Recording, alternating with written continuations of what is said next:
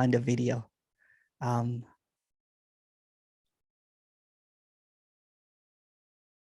What to talk about when it's absolutely nothing? This is a seeming response to a question that was sent to me. So what is being expressed here is that there is this secret hidden agenda of a belief system.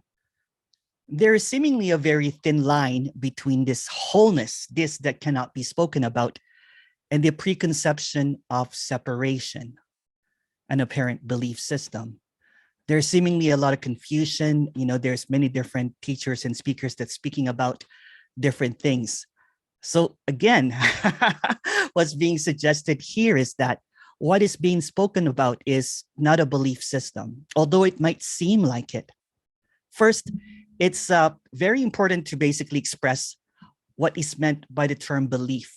So belief system is an apparent mental attitude or conviction that something is true or real. I believe it. This rings true for me. It can be based on evidence. It can be based on experience or authority. And it can be held consciously or unconsciously. Beliefs can be religious, political, cultural, or personal in nature. And they can have a profound impact on the apparent individual's life and behavior. And seemingly, it's really bizarre that belief system seems to appear in non-duality, because what's being expressed is simply not true. So how can a belief formulate or appear when there's no division? So from this directness, the very concept of belief is suspect. Or the newer generation would say it's very sus. My nephew and my nieces, when it's suspicious, they'll be like, it's very sus. This is because beliefs imply a separation between the apparent self and the apparent world. A duality that contradicts the fundamental wholeness, this oneness or noneness of all things that are no things. So apparently belief is a product of a separation, and a separation is a product of belief. I'm going to repeat it. So belief is a product of separation, and separation is a product for belief. See how circular it is? It's just what separation? It's a belief. And belief is a separation. So it just goes back and forth over and over. It goes into this cyclical pattern called the belief system, which is madness, which is what seemingly creates this idea that there's something that is not being gotten because there's a belief system that is missing.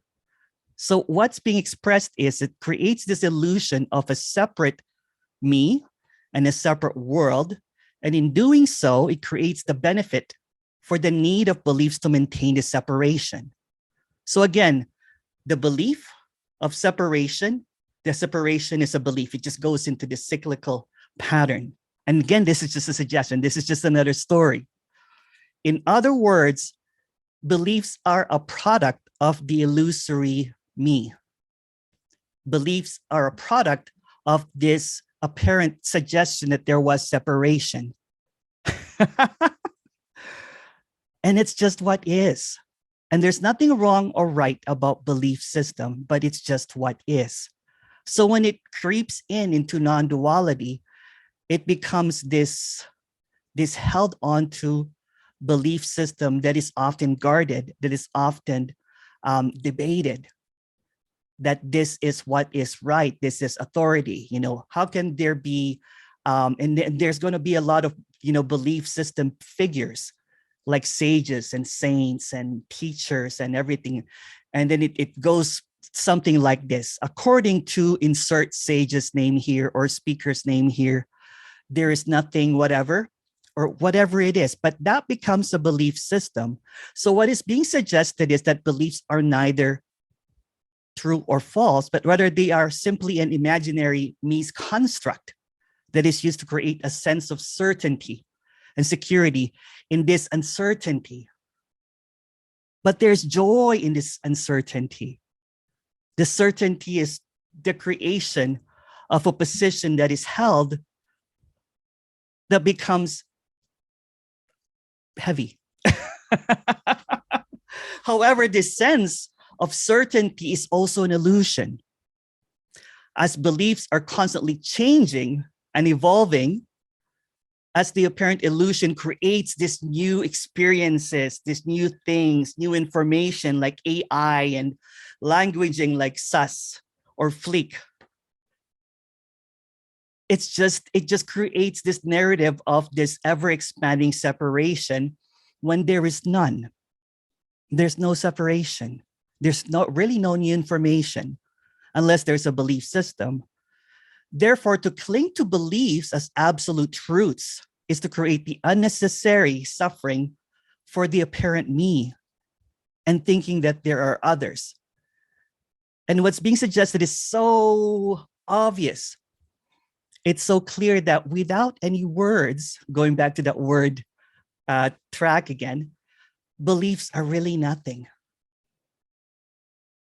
Beliefs are just really empty ideas about separation. And these ideas about separation, these thoughts about separation, creates this narrative of either right or wrong, this or that, whether getting this or not getting that. And it creates this push and pull. Usually, and perhaps a couple of the apparent characters are here listening to this in this Zoom, they would send me text messages, and it's just a whole bunch of belief systems, a bunch of thoughts about suffering. There's no original thought. There's no original belief. There's no origin of things. There's no source of things. There is no source of suffering. There's no source of bliss. There's no source of separation, because the very source in itself is just a thought, and it's just backed up by another thought.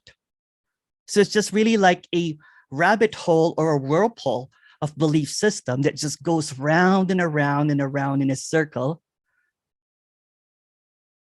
And usually when the character goes into rabbit hole, the character is believed to be a separate individual that are having these illusory ideas of separation based on a belief system. Therefore, there's this seemingly secret agenda of a belief system to believe that it's separate. But how do you stop a cyclical when it's seen that these are just patterns? It's like, when I was a little kid, I used to go around and around and around in a circle, and there was this bliss, and I would stop and I would get dizzy. It's a spell. It's a spell of separation by belief system that there is a separation, and it just goes around in a circle. And there is nothing wrong or right about that. What's also being expressed is that the absence of beliefs, because this is what's being suggested, is not a state of apathy or nihilism, but it's actually rather an openness. When there's no belief system, there is this receptivity to what is. It's not held on to, it's not filtered to by belief system. It's not filtered to, well, that's not really non-duality, or that's not really radical. That's just a belief system. When there's a seeing that beliefs are just systems, cyclical system, there is a sense of wonder and curiousness. Like a child, like an infant walking into the forest, seeing the tree for the first time, seeing leaves, walking on grass, looking at the sky. There's just this openness, this curiousness that apparently allows more connectivity rather than separation to what is. It doesn't see itself as separate from what is, because the belief that it's separate is not there. It's not really there. There's really no belief system that is held on to, because who's holding a belief system? Who maintains a belief system? What is even a belief system? When the character goes to sleep, the belief system dies completely. It drowns in the deepest sleep. And seemingly it resurrects with this singular idea of separateness, and it becomes this cyclical, continuous belief system. And it will say that, well, when I was young, I used to do this. And then when I was seeking, I believe what this person is saying. This is not about believing what this character is saying, because this is just empty words that does not require a belief system. What's being expressed here fully and completely does not require any kind of understanding. This is just aliveness. This is just timelessness. This is timeless aliveness. And that's what is. And the only thing that the me or the character functions is either a belief in this or that, a belief in this or that. When that seeming spell is broken, when it collapses, when it breaks, the dam breaks wide open, and there's just this openness. There's this allowance. There's this open invitation without judgment and preconceptions that arises from beliefs. There's just this. Thank you so much, everyone. That's it for today. Thank you for coming. If you have any question, please go ahead. You could either raise your hand or, but yeah.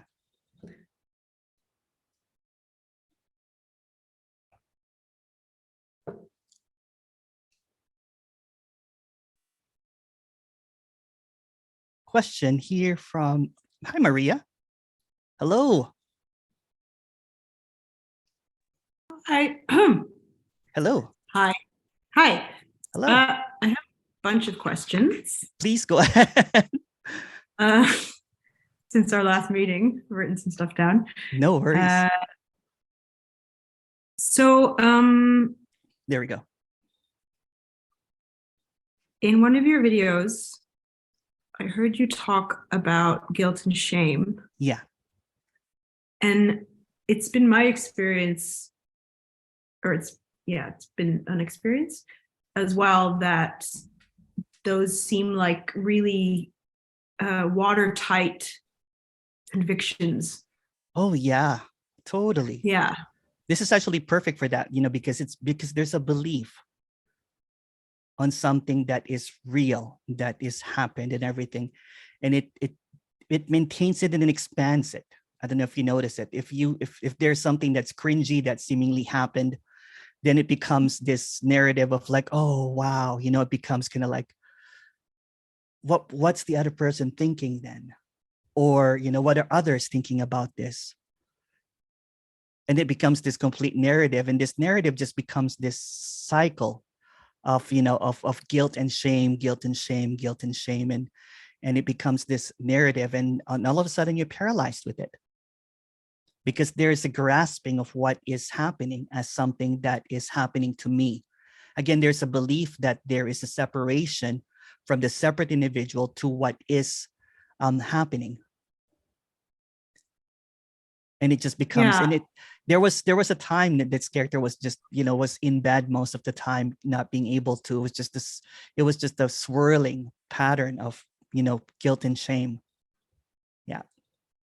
Yeah. And I think for me, the thing that holds on quite tightly is, like, I'll be listening to this message and it resonates so deeply, and I'll feel, like viscerally, I'll really feel it. And then I like watch the news, and then I'm like, but how, I don't know, and then I feel like I'm like not doing enough for the world, and I'm like, just a bad person, basically. Yeah. Again, there's the belief goes, it hides in secret places, basically, right? For example, it hides in the guilt. It hides in the shame. So that belief is basically separation. If there is, I'll put an example that I always use, right? If there is a homeless person on the road, if I walk past it, it's just what is. If there's a helping of the person and trying to, eating, helping out the homeless person, that's also what is. There's really no difference between actions. It's like Hmm. judging your nighttime dream that you kind of like, you wake up and you're like, I should have done more in that dream. Hmm. Shouldn't have killed that crocodile. I should Yeah. have, yeah, Yeah. I should have saved the world, and now damn it, I can't go back to that dream. Ah. Ah. Oh, okay. Yeah. Because and that brings me on to another question, Sure. is that like there's a when you have conversations with people who aren't interested in this kind of stuff, and they're like, oh, climate change is so bad and everything is so bad. Do you like, I don't know, do you talk to them about the kind of stuff, or are you like kind of like, well, there's no self, so whatever? Like how does that? There's, what's really funny is when I was in spirituality, I was more weird, right? Because here I was trying to have an agenda and everything and trying to put on my 2 cents about it. I had a position, whether left or right, it's like radical left or radical right, whatever it was, there was this position. There's just this openness here, right? So if somebody basically is talking to me about climate change and everything, I'll be like, what can I do? Hmm. Do you want me to recycle more? Do you want to pick up some garbage from the beach? It's just what is. There's no more fighting any of that. So it's Okay. actually quite surprising. And I don't go preaching about non-duality whatsoever. I'm not a preacher. There is this easiness, right? When somebody's talking about this or that, or a disinterest, it doesn't really matter. Hmm. There's no more positions. There's no more kind of like held on to belief system, whether consciously or unconsciously, it's gone, right? It's just what is. Yeah, because I still quite like being right. So yeah, And and I guess that's what it is too.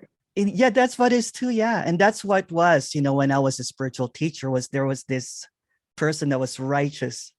There was this person that was on the right path, right? But it Yeah. also meant that I looked down on others. I'm like, oh, they're not recycling or something, or No, but I do feel like that still yeah, sometimes. Like, yeah.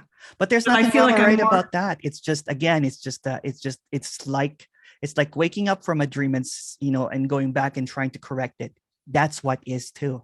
There's nothing wrong with the dream. It's just a dream. To make it right or wrong is that again, that belief system that holds on to this, like that I should have done something. Then it creates this guilt and shame. You see the pattern. The guilt creates this illusion that there was something that you could have done, or something that others should be doing. Yeah. Yeah. So it And creates that, yeah. this very entanglement. Yes, and also then I've noticed that it then actually creates resentment. It does. Much Yeah. more resentment. Yeah, because it's like I blame the other person for making me feel guilty. Oh yeah, Etc. totally. Yeah. There was a time that and this is going to be funny, that there was this that was super vegan, right? And all my brothers were eating a whole bunch of food that I loved. So instead of admitting that, I'm like, I'm really salivating over your food, I went in a judgment, kind of like, like, yo, how many waters does a cow kind of like thing. And I just went in this lecture. My brother's like, we're not your students, Emerson. So I was lecturing. So that's what spiritual teaching was to lecture of my position. And what's really funny about what's being spoken about is there's no positions here. Although it might appear that there's a position here, but there's just this openness here. There's no one that has an authority here. There's no one that is right or wrong. It's just basically saying a whole bunch of words that are really not necessary, because what this is already obviously free. Yeah. Yeah.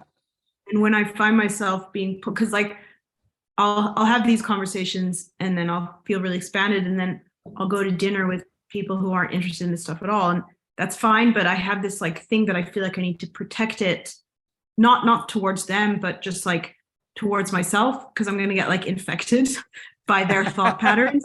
That kind, do you know what I mean? Oh, like, yeah. But again, that's just Yeah. all you, and there's not even a you. Yeah. But how do not I recognize that? Well, Yeah. you will not recognize that there's no you, because the you will always recognize just, what are thoughts. So when it's seeing that there is no difference between you and a no you. So there's going to be times that it's going to feel like that there is this you that's making all this decision, but there's also going to be time that there is just this silence that is just so loud that, every seeming thoughts gets drowned out. Both are illusions. So the you and the no you are both illusory, because it's just an idea. So in the absence of an idea, you can't even think of this. You can't even think Yeah. of that there's no you. It's unthinkable. Yes. Yeah. And as you said that, the emotion that came through me was like relief. Like that's how I, when I really hear, when something really hears this message, it's like, that's what the crying is. It's like, oh fuck, like thank God. Like, oh Yeah. my God. Again, it's just like Yeah. this big dam of belief system. It's holding on to this. Then when it breaks wide open, you're like, okay, it's just beliefs. It's almost like imaginary stuff that you're carrying, and you think you're holding on to it, putting it on your shoulders, and then when someone reminds you that you're not really carrying anything, you're just thinking that you're carrying some stuff. There's not even a you that's carrying any of this. Yeah. Yeah. And yeah, exactly. I can never understand No. the last, like the you thing. Yeah. Okay. That's helpful. So it just is. It's just is. Whatever it is, Yeah. is just is. It's just the obviousness without trying to understand it, it's so obvious that you don't need to process it. Yeah. And my mind something, it hates that. Of course. Because because it's when it's unprocessed, it doesn't have any function. It's dysfunctional. And it feels very naked. Yeah. Yeah. Yeah. Okay. I have one more question. Yeah, Is that for okay? sure. Yeah. Okay.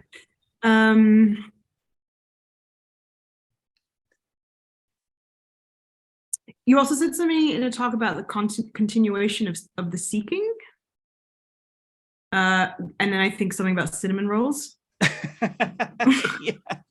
There's going to be seeking all the time, but there's no one seeking, right? For example, if you are, if you really like cinnamon rolls, there's always going to be like, oh, I'm going to this place. Do they have really good cinnamon rolls?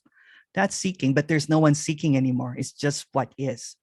Seemingly, it's just this automaticness of what's happening. But when there is a neurosis in seeking, that it becomes a do or die situation, doesn't it?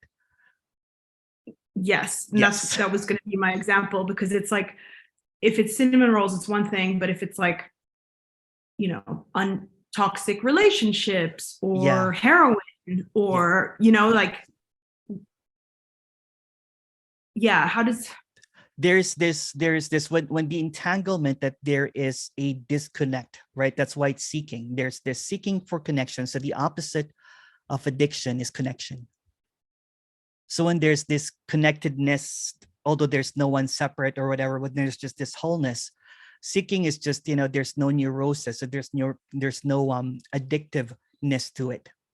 So the addiction seemingly just runs out. For example, if I'm kind of like, oh, I really want some cinnamon roll, and my brother will be like, hey, do you want to go, for a run? And I'm like, okay. Then I'll forget about the seeking. The continuous seeking or the addiction is like, I gotta have it. It's like a drug addiction or whatever, right? That there's this constant wanting. So there's this addictiveness because it thinks it's separate. So it's always longing for that connection, either through drugs, through shopping, through whatever, sex, whatever seems to appear, because there's a lack. But when there's just seeking naturally occurring, there's just a desire for, you know what, I want to clean up. There's just a desire to clean up the place. That's just seeking as well, right? There's a seeking for, I want to move to a place that has a lot more hills so I can run. I can have challenge in my running, that kind of thing. That's just another seeking. But there's no neurosis to it. If somebody says, well, you can't afford it, Emerson, you're like, okay, no problem. It's just what is. Yeah. It's Well, not it's like, a neurotic kind of like, that I got to have this. And so for this character, there was first relationship, like, it was a, what do you call that? A serial monogamous, was just an after relationship after relationship after relationship, because it felt separated. It wanted some connection with another character. But when that was seen as just kind of like, when every single relationship was a disaster, then it becomes, I have to seek the higher self then. So it goes into seeking, like the higher self. This is the ultimate seeking now. This is the summit, the Everest. but ultimately doesn't found the self because there's no self. Yeah. It doesn't find the source because there's no source. It can delude itself for quite a while, but when the delusion runs out, it goes back into suffering. So what seems to occur is that when there is seeking, it's seeking for connection, but it never was separated. So when there's this neurotic kind of like seeking that there's something lacking, there's nothing lacking. So it's almost it's like seeking for a ghost. It doesn't exist. And when you're talking about it, it's still the way that I'm at times, the way that I still like understand it is that there is a time when then there's neuroses, and then there's a time when there's no neuroses, and like the time when there's no neuroses is the time that I'm trying to get to still. Yeah, because it is an illusion. There's no reality to it. So at times it's going to feel like, oh my goodness, it's like I have to get enlightened by 12 o'clock today, that kind of thing. Yeah. Oh, yeah, I know that well. Yeah. This better be my last meeting. I'm sick and tired of listening to Emerson. This better be it. But there's no one controlling any of that. There's not even an Emerson that's really saying anything significant rather than it's done. Right. So it really is just so simple. It's just so simple that it's before you even seek, it's already over. Oh, that's so cool. Yeah. I think that's a good place to stop. Okay. Come back. But I might come back later. Yeah. Exhaust those questions. Okay, cool. Hey, Monique. Hey, buddy. How are you doing? I'm good. I haven't seen you in a while. Been busy. I've seen your post. You moved to a new place. Yeah, I'm in the middle of a renovation in the condo I bought, and it's just living in like fairy dust everywhere, just covered in white soot.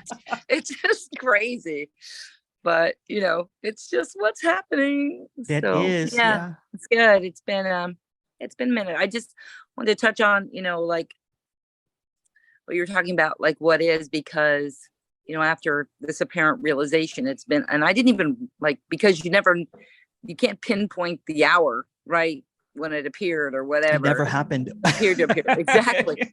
So I came across like the first time I talked to you, and it was like January, a year ago. And I thought it was like 6 months ago. Do you see what I mean? It was like, wow, it's been like 15 months, and because there's no time anymore, like no concept of it really. But I was surprised by it. I'm like, I had no idea, like even like I was guessing wrong. Yeah. Didn't. But I wanted to talk a little bit about something that did come up, which was I thought was kind of strange.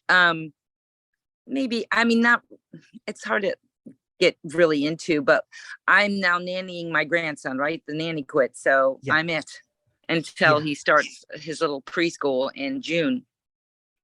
So every day I try to think of new things to do. So I took him to the park, and long story short, he runs across the park, and there's a lady swinging her baby in a pretty heavy set plastic swing. And I couldn't get to him in time, and he stopped in front of the baby, and the swing came and just pow, Ouch. It hit him so hard he somersaulted. I thought he was passed out, and then he was bleeding and everything. And it was fine. Like I got him in the parking lot, but I noticed like there was an emotion I hadn't felt in a while. I felt guilt, which was weird because I mean, anything can appear, but I hadn't felt guilt in so long. Like there was this feeling of like guilt, and then like the emotion of it was weird because like he was fine. Like Yeah. we thought he might need sutures, the inside of his lip was Oh, it was yeah. pretty bad, but he's already Yeah. healed, and that was like a week Yeah. ago. Yeah. Yeah. They took him pediatrician, whatever. But I spent the rest of the day sobbing, like I could not stop crying. Yeah. Isn't Because that there's no weird? Like filters, I right? just could not. Yeah. There was Yeah. no like, and I was fine the next day, but like my daughter couldn't even talk. I was like, I gotta go home. Like I can't handle it. But I mean, I'm in a sympathetic person anyway, the character, but I just thought it was strange that emotionally I just became like completely unglued and I Yeah. was fine the next day, but I thought that was like, and there was guilt. Now there's not, like it's gone Yeah. because once it just seems like things just go in and out. There's no hanging on to anything, no No, attachments yeah. to, no matter what it is. It's But I just it's thought funny, right? Because there's just this openness, right? That when seemingly kind of like stuff like that happens, it's like when you have eaten like a really spicy food. It's really spicy. There's no trying to kind of like, oh, it's all right. Yeah. And you're kind of like drinking water. You're screaming out loud. It's really spicy. The same thing with whatever guilt or whatever, but Right. there's no, because it's expressed fully. It's not negated. It's not denied. It's not filtered. It's not like blaming or Right. whatever. It's just full on, right? There's just a full Yeah. onness about it. It's kind of like when people keep on asking me, because this character is seemingly very easygoing, do you ever get mad? And the response for quite a while is like, I haven't really been angry for quite a while. So when that anger happened, I was like, yes. Yeah, I mean that too. I mean it can Yeah. be. I had a full blown like temper tantrum. Temper tantrum. Yeah. Because I mean I got in a fender bender like this week. A bunch of things were going wrong. Like no matter what I was doing, it wasn't happening. It was going wrong. It was going wrong. It was going wrong. It was going wrong. It was like, and I was just like feeling like this frustration. Like there's always apparently like what feels like a calmness underneath all that. I've said that before. I don't know how to describe that. There's just this, like you can tap into like when you're so fully in whatever's happening, sometimes I'll just stop. And then I can feel that undercurrent of peace, that river that's always flowing. That's the only way I can describe it. It's always there. Yeah. At least it feels like that here. Like there's always this undercurrent of, yeah, this is it, like what really is outside of the illusionary, the stuff that's going on. But yeah, like I had a complete meltdown after like 4 days, and I just was like,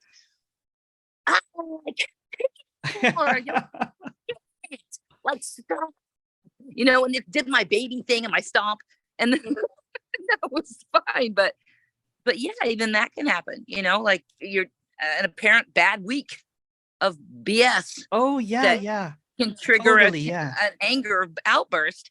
Yeah. But the same thing is no attachment. I didn't stay in a bad mood. I didn't, even after the car accident, which was minor, I was calm during that. I was like, well, that just happened. Like there's just this allowance, right, for whatever is happening. It could be a complete meltdown, but there's this calmness. Yeah. Despite the complete meltdown. Yeah. If I had rear-ended somebody in the apparent past when I was before this, I would have been like crying and like angry and why me? I have enough going on now. This, what I mean? It was like that. But it was like, oh well, shit.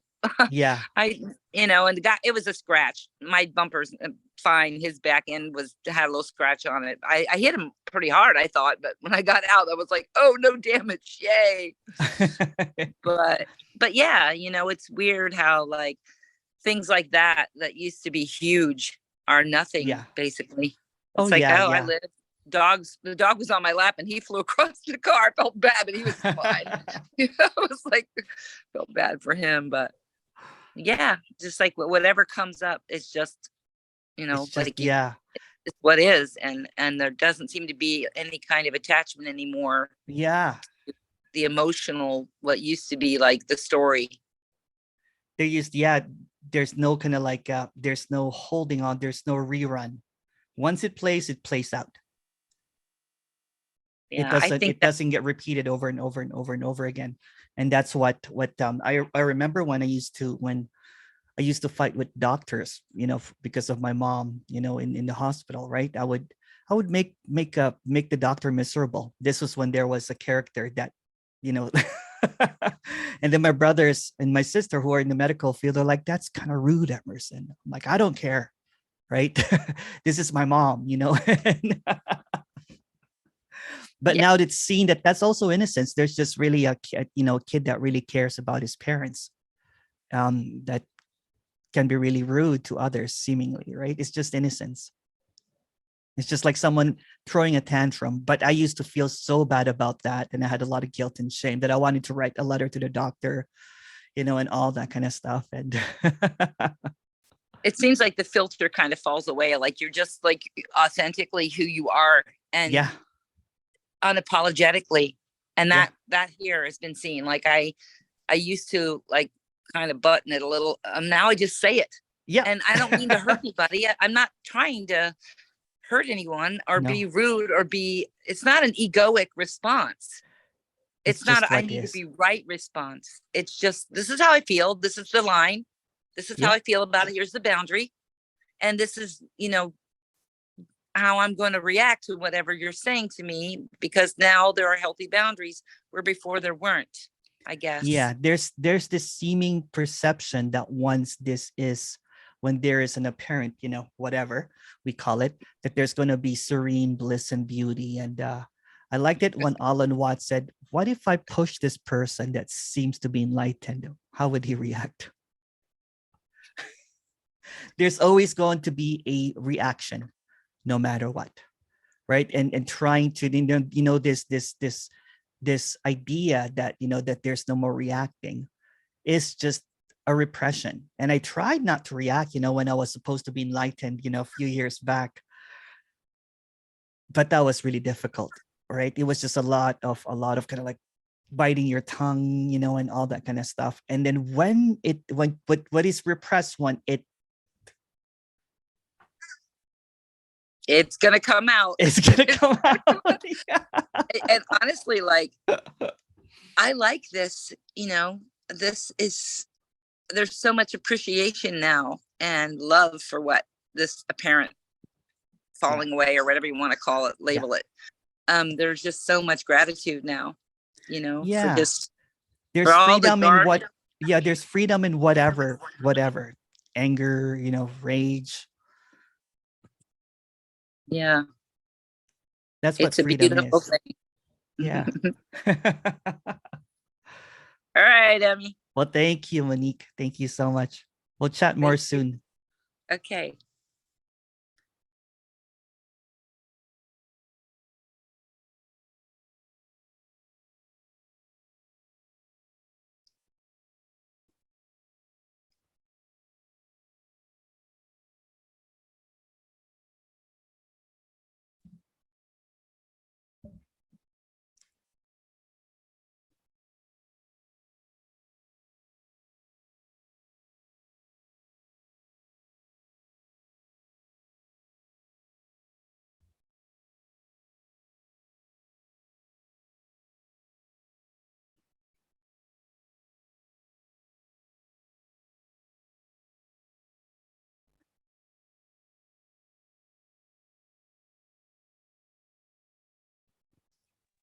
Um, I'd Oh, like hi. to ask more Hi, Maria. questions. Hi.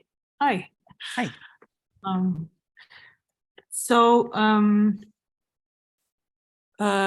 when Monique was talking, something that came up for me was that I'm scared of what I'll do if I don't make myself wrong. Like I guess there's just still a belief in good and bad and guilt, and that guilt is helpful. Yeah, Yeah. but that's just another belief, right? Yes. So it's just a belief. It's just a circle of belief system that if I do this, then that's what maintains reality. But reality is just another belief system. Everything is a belief system that seems to come out seemingly as a thought. A thought is backed by a belief system. And And it creates this idea that there's separation, that there is something wrong or right, or there's something lacking, which is just another belief system. That there's something wrong, there's something missing. And there's going to be a what if. What if I lose myself? Will I lose all my morality? Will I go on a killing rampage and massacre everyone that I meet every time that they say something wrong? Well, the character is just going to be a character no matter what, right? So if there's a character that's is not really violent, it's not going to be violent. But if there's a character that's violent, it's still going to be violent. It's just what is. There's no better, or it's not going to transform somebody into a levitating God, because that's just another idea. It's just another belief of what is. I like it when apparent characters share their kind of like Monique was sharing, right? That she still had a lot of that whatever. But what seems to appear is there's this reaction. Somebody steps on your feet, there's going to be nerve ending there's and everything, right? You're going to scream like, oh, ouch. It doesn't mean that, when there's no me, that there's going to be like, oh yeah, it's just what is. There's still going to be, still going to be some ouch there. That's going to be pure BS. You know what I'm saying? If people say like, well, I don't have any more, means that they don't have any more nerves or nerve endings that feels. It's just what is. So there's just a more of an authenticity in the reaction and not a denial or rejection or an acceptance. It's just what is. Yeah. And it's just like it happens and then there's no story about. Yeah. It doesn't become this held onto narrative of poor me, or what I could have done better, or what should I have done, and what could have happened. So the control of what is happening is dissolves completely, because it's like this. It's the same thing as again, when someone is dreaming at night and there's some stuff that happens, the moment that it's seen that it's just a dream, meaning that none of it really happened, you're not going to go back and write, or correct or write what was wrong there, because it's just a dream. So there is this seeming, there's no more kind of like absolute reality, because the absolute, or the authority, the believer that has dreamed all of this up, is just a dream. So instead of holding on to each moment with judgment and preconceptions that seems to arise from belief system, there's this open curiousness, right? Like and the curiousness, you know what I'm saying, when there is no preconceived notion of a belief system, it becomes wonder. Like, oh wow, that was kind of like what Monique is saying, that was insane, right? there was this guilt and everything, right? But it like fairy dust, it just, because there's the absence of a belief. So it's not negating, it's not making something important, it's not holding on to. So there's this recognition that all the belief systems or ideas or knowledge are constantly just, appearing and disappearing. There's no ultimate truth. There's no absoluteness to everything, because the absolute is just a belief system. So just, oh, wow. And the ultimate belief system is that I am separate, or I am the source, or I am everything. I am God.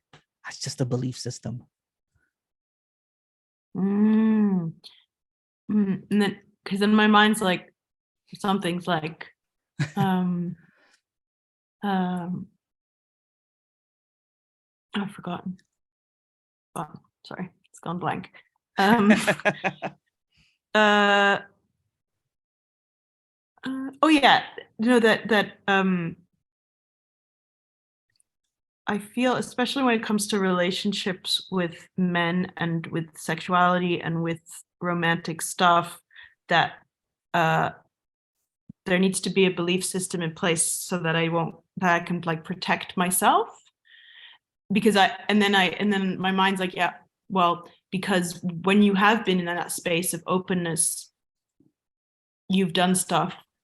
But you really haven't been in a space of openness, because it's just a belief system. Yes. Yes. Wait,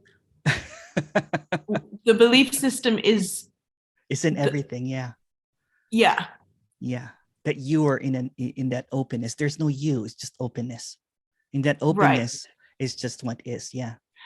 And then Ah. like, so there was the openness, and then there was like something happened, and then the belief systems were like, Yeah, it made latches it onto into it. Again, something. kind of like what I said, it's like there's a secret hidden agenda that it hides in everything, right? It's kind of like, well, there's this truth about my sexuality or my relationships. It's a belief. Every word is made up of a belief. If you look up a word, it's just made up of more words. It's really all Yeah. empty.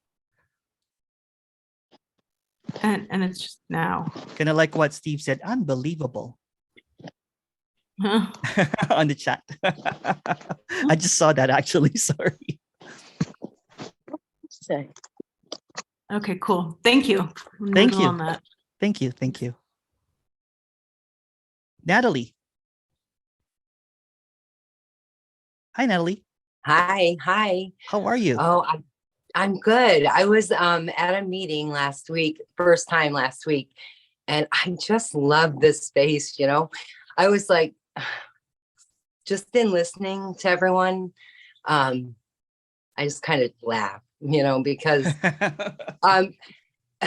this is really all that's going on right now. And just, it's like everything in the past, how could there be anything than what is happening right now? I mean, it's just like mind blowing how just spontaneous and just like alive everything really is. Like, Yeah. I know. And then I don't know what is around the corner, if there is a corner, you know. Maybe I'm going to start yelling at someone. Who cares? I mean, Yeah. you know what I mean? It's just like so free flowing. It's just so, God, it's just beautiful. And I really like your space. I like that chat room. I was like cooking St. Patrick's Day dinner and just kind of chatting with people, and we were listening to music and stuff. It was really awesome. Awesome. I appreciate you like having that open for us. Of course. I don't think I've seen that before. Of course. Yeah. It's fun, isn't it? It's just, It is. it's just, you know, I know. Yeah. Yeah. It was the right time for me. Yeah. But it was really nice. Thank you so much the for having breakout this room meeting. is cool. Yeah, of course. Yes. There's just this, you know, Yeah. this invisible aliveness in everything that's not separate, right? This aliveness that is always this. It's Yes. just, it's and it's everything all already at been once. like this. That's It's the most always amazing. been. It's already been this way. So that's like this, like, oh, okay. It's already been like this. Like, I was just imagining this whole thing that it was another way. And it's just so like, I don't know. It's kind of just an imagination of an imagination. Yeah, it is. Yeah. Beautifully said. Thanks again. Thank you so much. Thank you, Natalie.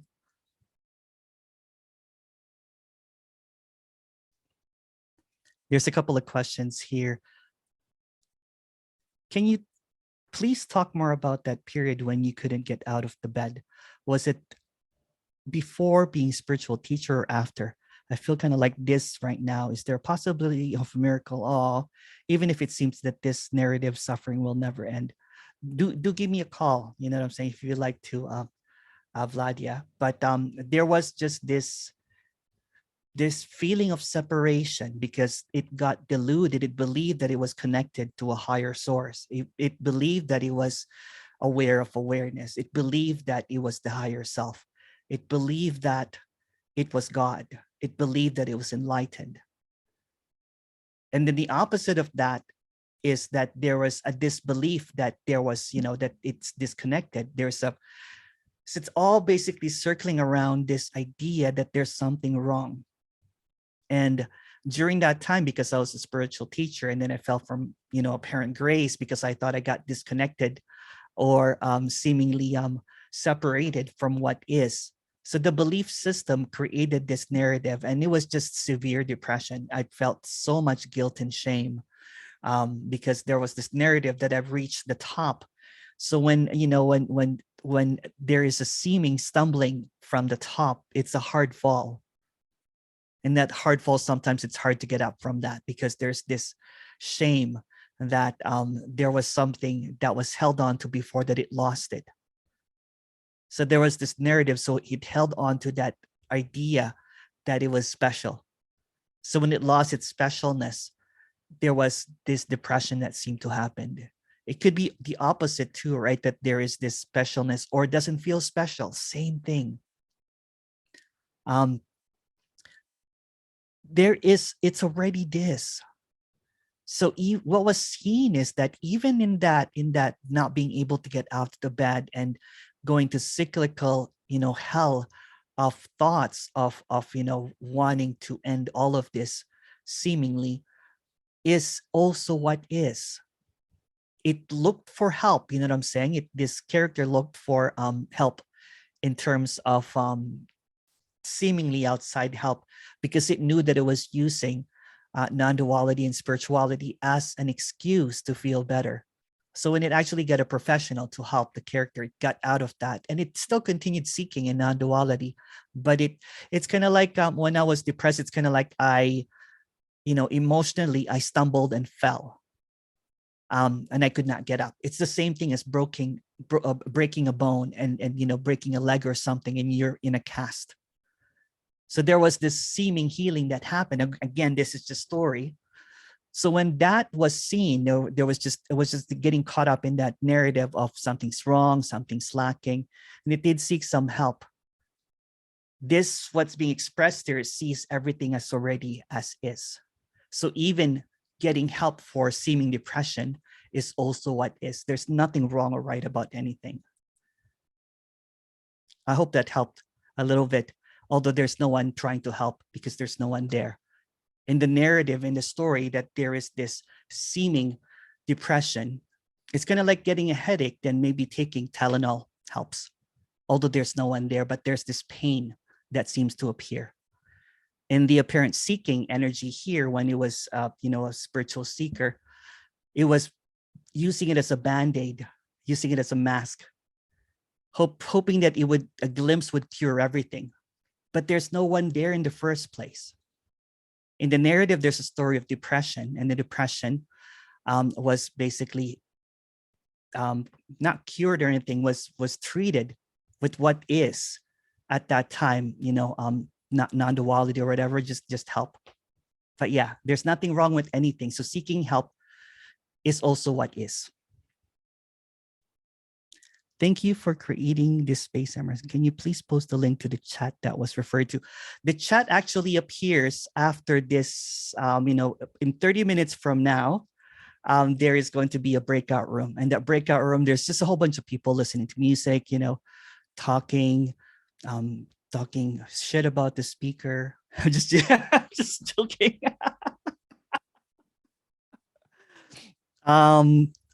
Ray? Please go ahead. The one who was the hand raised. Hello. Hello. Do you like the name?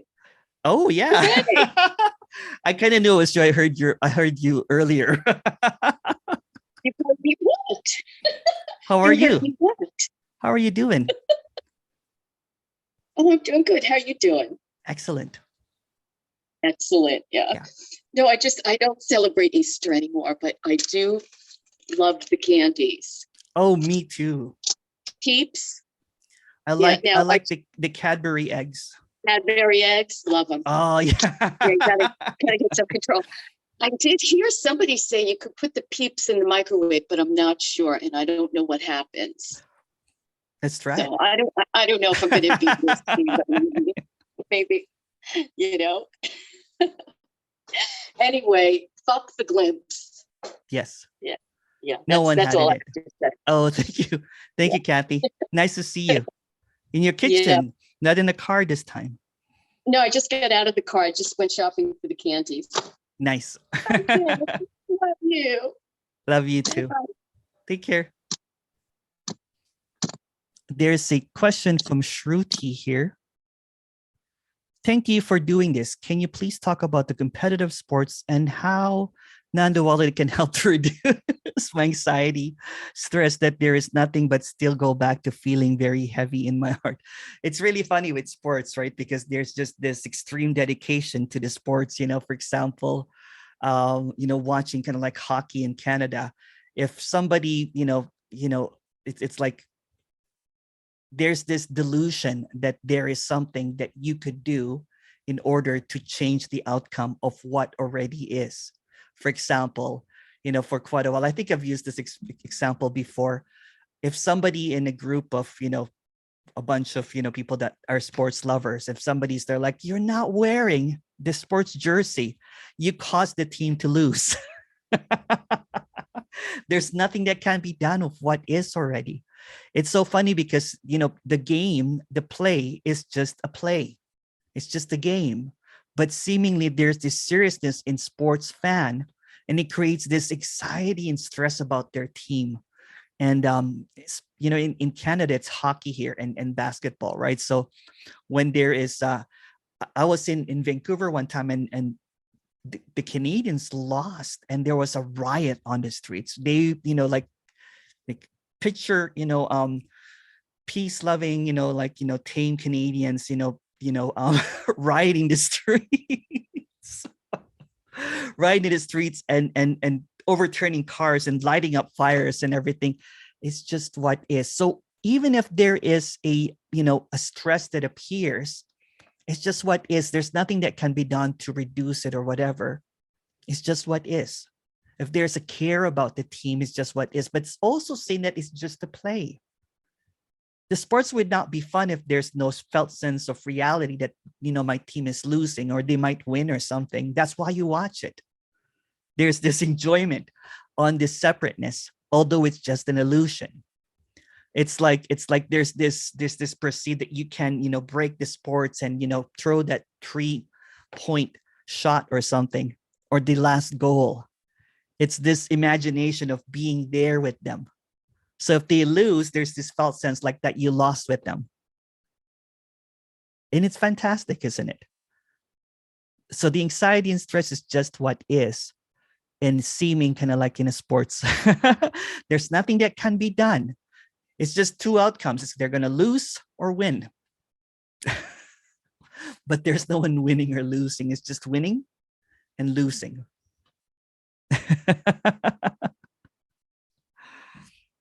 Thank you. Thank you so much, Emerson, for your playlist. Can you share the story of why you made playlist? Oh, there's just this love for music for this character. Sometimes I can listen to I'm walking and listening to some of the playlists that I've shared, in the thing, and there's just tears for no reason. It's just it's always been like that. There's always a solace in the emptiness of music. There's just this and again, in this is just a story, right? There's just a story when there's this story of dropping away. It was playing music, it was DJing for a few hours, and the me seems to, although there's no me, it's just seen through or seen. It's so transparently obvious that there's no one when there's music playing. Sometimes some of the playlists that I have there, I cry through the whole thing because it's just so beautiful. It's so sad, some of the choral, some of the dark orchestra or dance, up and down and jumping and it's just a celebration of what is. So there could be crying, could be sadness, or it could be remorse, although there's nothing really in the past. I'm just expressing what is. Whatever seems to appear is already what is. And the music that was shared, ever since when I was a little kid, this character was raised in a record store, so it saw music as already what is. Maria, please go ahead. Hi. Hi. I totally relate to the music thing, by the way. Oh, perfect. Yeah, you're a musician, aren't you? Yeah. So I have like a chronic illness. I'm Which sorry to means hear that. Yeah, that kind of sucks. But it did bring me here, which is cool, apparently. But it's very seductive in the sense that there seems to be quite an importance to like managing my life. Yeah. And a lot of like past, future, and like and a lot of kind of physical heaviness, and it feels like depression a lot of the time. And yeah, it's just quite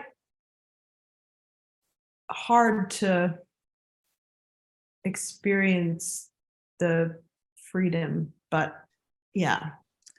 Yeah, because there's a belief that that's not freedom. Yes. Yeah, there's a belief that what seems to be occurring, like pain and something that's not comfortable, is not freedom. But for freedom to be free, it can appear as anything. It can appear as chronic illness. It can appear as, cartwheeling on the beach. Both are the same, by the way. So freedom appearing as intense pain, or it's like the past couple of weeks, I could not really do anything. I got sick, this is my third time, COVID and everything. So I was just really sleeping quite a lot, right? That's also freedom appearing as that. And Although it's not as about probably intense as, it's just what is, right? It's just what is. It's not preferable, but what's not preferable is also is freedom. So it cannot be swayed by either your perception of what is acceptable or not acceptable, because accepting and not accepting is containing what freedom that cannot be caught. It cannot be contained. right. Yeah, and I think in my years having this, there has been a lot of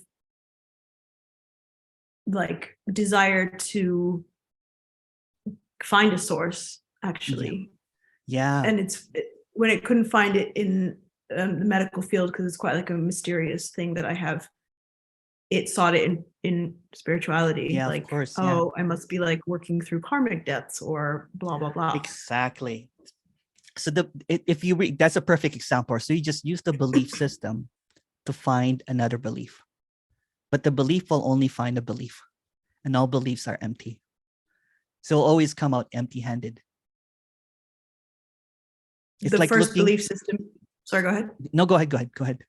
The first belief system being that there needs to be a source for this. Yes. And then everything else. Okay. Yeah. That there's a source for this, that there's nothing that can be done, or something that can be done, are both belief system. Yeah. Right. And so then, belief can 'cause it only also- appear in duality. It's either this or that. Even a disbelief is a belief system. Mm. Even if someone says, I don't believe in that, that's a belief system. That's not what I believe in. So if all of these beliefs basically get drowned in a sea of silence, what's that? It's just the ocean, isn't it? Mm.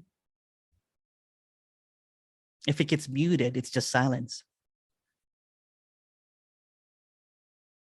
It's just silence appearing as whatever belief system there is.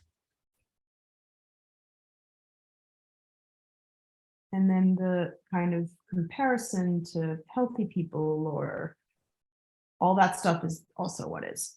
It's also what is, yeah. There was a belief system here that I had a lot of karmic debt, and that's what's causing the suffering. So I became a slave to karma. Mm. I practiced selfless service. I was with relationships. I was always the one that was more compassionate, because I was thinking that I was paying a debt to karma. And if I don't, become kind and everything, the funny thing, the ironic thing is, when I have done all of the selfless service, the seeming whiplash, the snapback of losing everything. So I was here kind of like, what did I do wrong? Here I was thinking that I was doing everything right. So the belief was basically punishing a belief system, which is just another belief. So it just goes into this cycles of cycles and cycles, right? And it's just getting buried in these ideas that there's something wrong. There's something that I could have done. Yeah. Yeah. Which is just another belief if you look at it, right? Yeah. Yeah, I get the sense, or there's the sense that like physical stuff is quite, yeah, it feels like Yeah, belief beliefs can systems are actually very- appear as conscious or unconscious because both are belief systems, right? So it can appear as like, but I feel this in my heart, which is just another belief system. I feel this within my being, which is just another belief system. This is what's resonating with me, another belief system. Yeah, you are killing some holy cows. You're slaughtering some holy, yeah. Because that's time. Then it's in time. As soon as something resonates or doesn't resonate. That's right. Yeah. Okay.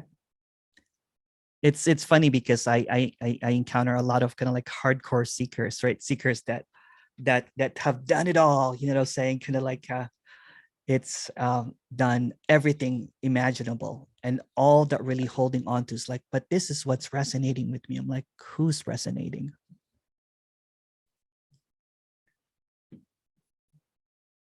Oh, that's so cool. Yeah. I'm gonna like sit in that. Yeah. Thanks. Thank you. And there's a couple of I read that Mira earlier. I said, isn't there nothing that can be done? Also belief. Yeah. Anything that actually just that gets uttered, everything that's thought of or even felt is a belief system. It can appear as whatever. And Ere wrote down, all is done, so to speak. Yes, there's no doer. Yes, simply not two. So when there's simply not two, although it might appear as a belief system, it just basically it's the bottom line, right? That it's without thinking or anything, there's no two. Without any thoughts, without any appearance of figuring out or knowing, simply not two. Hey Ben, how are you doing, Ben? Hey, Emerson. Hello. Doing well. Hey, thanks for talking. Really resonate with the way you talk about this. So when I first heard the kind of uncompromising message, I had so many questions, and for most of the last year or so many questions. And I talked to teachers and watched a lot of videos, obviously, and just had this quench to try to understand it. But it wasn't, it was definitely like the intellectual stuff, the belief. And I didn't feel like I was looking for a belief system, but I was doing anything and everything to try to awaken, or Of for course. liberation, right? And so what's interesting is, to me, is that it's been about a year and a half since that the energy to ask questions has dropped like almost entirely. Like, I see you and I just want to come up with these questions that I've had in the past, and I probably will reach out to you for one-on-one, but I don't, there aren't a lot of questions anymore. But I've been doing this kind of exercise or quote unquote practice of I learned about it from Sam Harris, and I guess it's these kind of thought experiments that where you can drill in and clearly see, not a belief, you can see the way the mind operates, the body operates, and you really can see when you drill in, there is no doer. Like, and it's not even a belief. Like, it's so obvious to me when I look for, I guess, where I'm looking, there's no belief. Things are just happening. And yet this sense of a self is as strong as it was the day it heard this message. And there's this frustration, like there is this recognition. I don't think it's just intellectual. There is a resonance that this is, the self is an illusion. It's however we want to call it, but it's not really there. There is only this. But that's not the experience in this mind body. So there's a lot of frustration and kind of Yeah. So, but the experience again, and this is so funny, right? Because that's one of those unconscious belief system, right? The unconscious is also, or the experience is also a belief. This felt sense reality is a belief system. This holding of the cup is a belief system. This talking to you is a belief. So when all of that, with that flimsy belief, you know what I'm saying, is just shook up, and it's just there's just this immediacy without any words, without any knowledge, without any definition, without any etymology. It's already this. You don't need exercises for that. It's just this already. Yeah. I mean, I do resonate with that. And I guess I can only say intellectually, it feels more than intellectual, but I do get it. And yet it does seem like the only thing that the self can potentially do that I can see from me, or that I still believe I have some tiny sense of control, is from pushing away things that I'm extremely averse to, trying to keep myself safe. If there's a choice to make, so to speak, I'll make the choice that keeps the pain at bay. That's the only thing that the self seems to be able to, quote unquote, do. And then that's a false sense of security, though, doesn't it? Yeah. Yes. Never works. Never works in the long term. It apparently it doesn't because short term, but even let me just give you this story here, right? Even at the height of my thinking that I control, because I thought I was enlightened, so I have everything under control now. Here I am, the higher self appearing as Emerson, right? And here I was kind of like thinking that I am consciousness, awareness, divinity appearing as this. When things started, appearing as not preferable, like, this nagging thought of like, my mom's going to die, I'm going to have a divorce, all this kind of stuff, right? There's nothing that you can do because there's no you that's doing any of it. So there's this false sense of safety in thinking that you have figured it out because you practice, you have settled in, you have done this. So when there is this, and it's very, what's a word that's very terrifying to lose that place. So that's why, I don't really recommend, well, there's no recommending if there's no one doing any of it, but from this apparent experience, the practice that kept on perpetuating that there's a self maintains it over and over and over and over again. Right. Well, see, Yeah. so that's, so when even if it's practice that there's no self, who's figuring it out? The self that's not there. Sorry.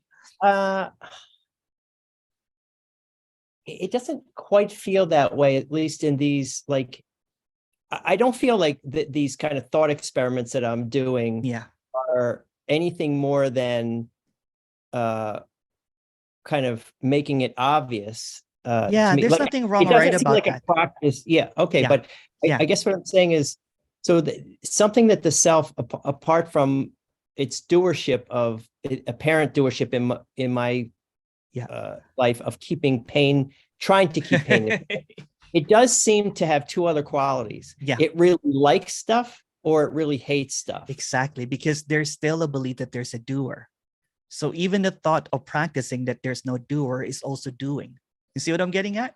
So it perpetuates that there's someone doing this or undoing it. Right. Yeah. I guess not to belabor this too long, but no worries. It doesn't feel like I'm practicing to create a non-doer. It feels like I heard these set of thought experiments that are kind of fun to play with. And when I do them, it's quite obvious that there's no, in whatever I'm looking at. Yeah. Oh, I'd love to talk more about that. That's actually cool. There's no self. There's no doing. Things that are just happening. And yet somehow, I guess maybe you hit the nail on the head when you said unconscious, maybe there's something going on unconscious, so when I'm Yeah. actively looking, okay, or there's an obvious that, yeah, there's things are happening, but there is still something keeping the self alive, or the belief in the self. Yeah, because or it's belief of self. perpetuating that there is a belief or disbelief. It goes in duality, right? It goes Yeah. into a narrative of thought practices. Of there's as even if it's trying to, even if the thought practice is basically used to prove that there is no thought, it's still using thought. Yeah. Yeah. So it goes back into thought that there's no thought. Yeah. Yeah. So is there and anything? let's even go further than that, right? So the practice is to see that there's no self, but there's a self that will figure that out, which just goes back into a cyclical pattern. Because I was a teacher for 10 years, and I was teaching all of that, and it's a really good trick, what I'm saying, and my students at that time would be like, oh, whoa, that is really cool. I'll say something like, turn your gaze inward and look who's looking. Right. Yeah, that kind of thing. And they're like, of course, people that have not heard this before, like, that kind of thing. But it's a temporary trick. It's almost like a magic trick to distract that there's no one there, by creating this trick that there's no one there. But by creating a trick that there's no one there, it perpetuates that there was someone there. So It's just a trick. What in this kind of dialogue set of examples is, it's so there's no guarantee that there will ever be a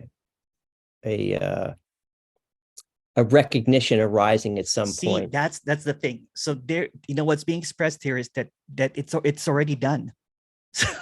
It's already finished. It's already this. There's just this delusion, what I'm saying? That there is a guarantee or something that needs to happen. So it goes into this mind tricks or this technique so that it will get there. But it's already this. It's already done. It's already finished. There's no seeking happening here. When it's you just were a thought. transition, or quote unquote transitioning, or after the depression kind of lifted and so forth, I don't know how to ask this question other than to say, was it kind of just a spontaneous scene? Well, before that, what I'm saying, well, let's go to the narrative. And this is just a story, right? Because this never really happened to anyone. In the story, there was this character that was depressed, that was abusive to itself, like partying and that kind of stuff. And just was really, really, was running on shame and guilt and everything. It had to get better from that narrative. Not through non-duality, because there's no such thing as non-duality. This is not a cause and effect. It seemingly got better, and it saw the futility of seeking. You know what I'm saying? It kind of like stopped seeking for a bit, and then there was just this seeing through music. Because like while I was DJing, I'm like, oh, this is already this.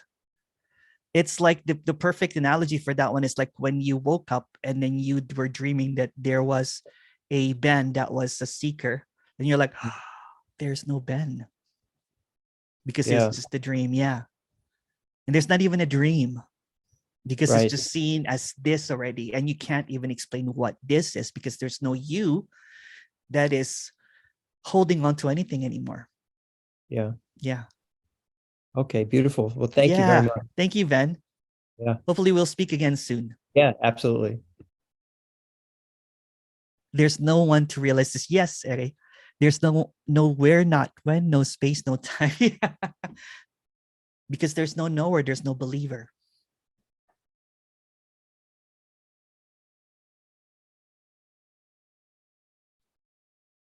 Hi, Emerson, can you read this? Privately, sorry. Yes, I have an event this coming weekend. Just email me, I'm saying, if you want to attend, it'll be fun. Yeah.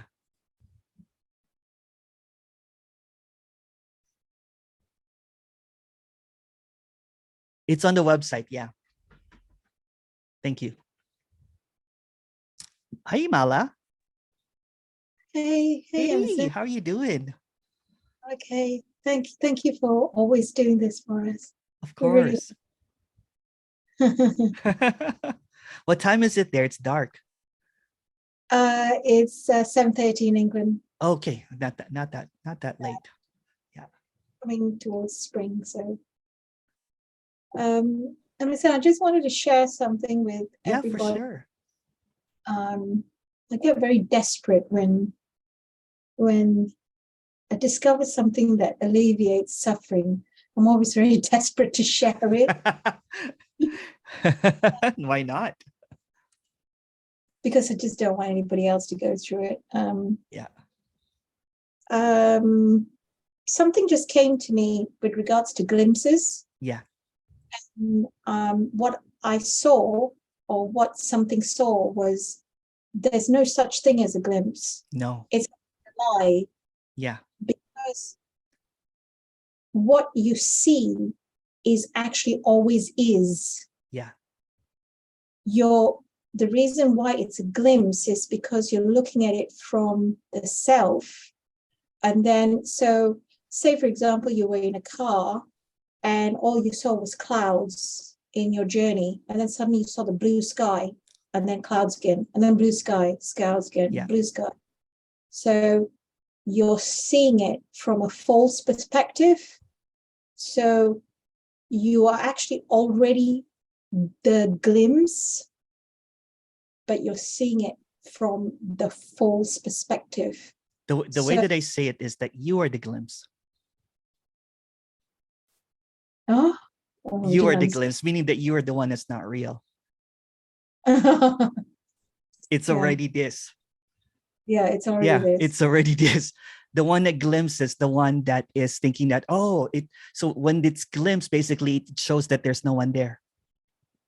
It's just this. Yeah. Yeah. So I don't know where that came from. I can't tell. But you're right. Saying in the narrative, there's this addiction to the glimpse, right? Because it creates this kind of like Have that. expectation. Yeah. I want that. I want what someone's having, it's like, can I get that too? But this is already, Yeah. this does not need to be glimpsed. And the one that's temporary, the glimpser, is the one that's absent. It's not there. Yeah, it's funny how this thing, I've been listening to this for years, and it's funny how things just reveal itself, by itself. And then I don't know how, I can't actually explain how you know that what you've discovered is pretty much on the nail, It's I like calling it, that you don't know. there's no arguments to it, Yeah. Once you I thought, oh my God, yeah. Yeah. So good luck, everybody. Thank you for sharing, Mel. I really appreciate it. And people appreciate your talks in the breakout room too. So I've had people want my email address, and I'm very happy, to share it, but I don't quite know what I'm sharing at any given moment, no, yeah. It is happens at the moment. So, but Emerson, you're doing a great service to all of us, because it's a very lonely world out there, and we've got nowhere to turn to. And I really appreciate what you do for all of us. Thank you very much, sir. It's nothing at all, but thank you. Thank you so much. I think we'll end with that. Yes. Someone wants to go to the breakout room now. Thank you so much, everyone. Thank you. Next weekend, there is an apparent 3-day thing. If you would like to join, it's going to be fun. If not, that's completely all right too. Thank you, everybody. I'll visit in the breakout room. So apparently, and this is just a story, seeking liberation, enlightenment, awakening, or whatever seems to be longed for, is like looking for a cure for an imaginary illness. An imaginary illness called separation. So this apparent two-ness syndrome is a complete delusion. So it like makes up an imaginary terminal situation of getting rid of something that was made up in the first place by either looking for the cure of the separation through pseudo practices, by being aware of something that was never there in the first place, or an imaginary inquiry into a separation that never took place. So in this apparent seeking, looking for the cure of something that was never was, it tries to extract or drop the me, the me tumor. So it can be healed and whole again. But there was never me in the first place. Seemingly, it becomes a purpose. It becomes a meaningful exploration on the journey to be whole and complete again. But what's being expressed here is that there was no illness in the first place. So there's no cure that's needed for something that never took place. It's like being a hypochondriac to think that there's something wrong every time that there's an apparent me flare up. How do I get rid of these voices? How do I get rid of this separation? But there's no separation. Everything that is happening is already as it is. It's already complete and whole. It's already healed. There's nothing broken. There's nothing wrong. But seemingly, it looks for these apparent teachers or speakers to look for a cure, because there is this idea, because it's an illness and separation, that somehow the speaker or the teacher has healed completely and is blissfully happy because it doesn't have a me, or it doesn't have any sense of separation. It's enlightened. Which is really, really silly, because there was nothing wrong in the first place. And depending on the levels of honesty, and this is just a story because there are no others, of the speaker or the teacher, it's either going to express that, well, you know what, there's a me there, but we can drop it. There's a me that needs to drop, or there is some practices that can be done to create this wholeness again. Or there's going to be a brutal speaker that will just say, there's nothing separate. There's no imaginary illness. This character was convinced of that illness, and it was a do or die situation. It really thought that it was something wrong and it has to drop or cure something that was never there. So it searched wide and far looking for a cure, looking for a healer, looking for someone to heal the divide and hopefully create this wholeness again. But it kept on encountering these speakers that would say that it's already done, it's already complete. That's what's being expressed here. There's nothing that's needed to be healed because there never was an illness. It's like an imaginary idea that something was separated in the first place. It's like going to a doctor and the doctor will say, well, the x-rays, show that there's nothing wrong. There's nothing that needs to be removed because there was no tumor in the first place. Again, just a little bit of clarity here. There's no separation. There is no me or no me. There are no others. There's no witness to this.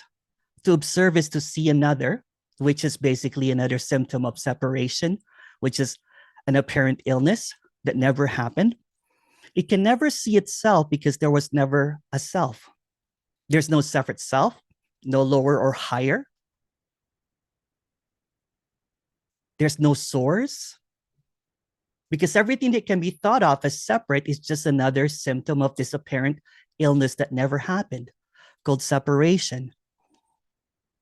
There's no source because that would imply another. There's no divine union to get, whole again in eternal bliss. There's no infinity to chase. no awareness to be aware of, or even an emptiness to dive into.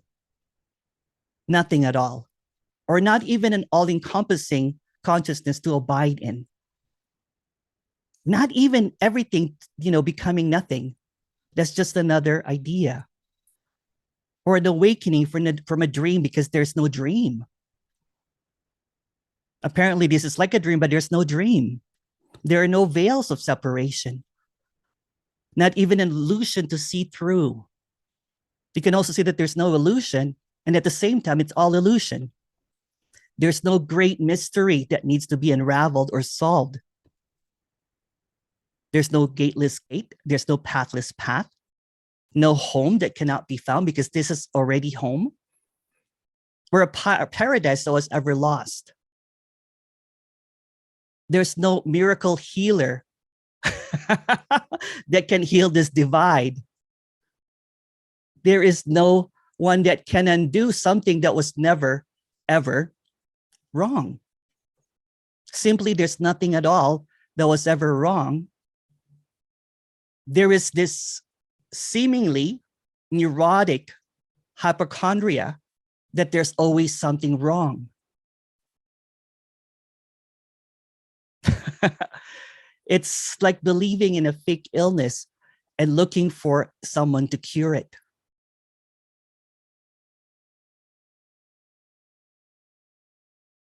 Simply, all that there is this. There is no separation in this. There is no separation in this.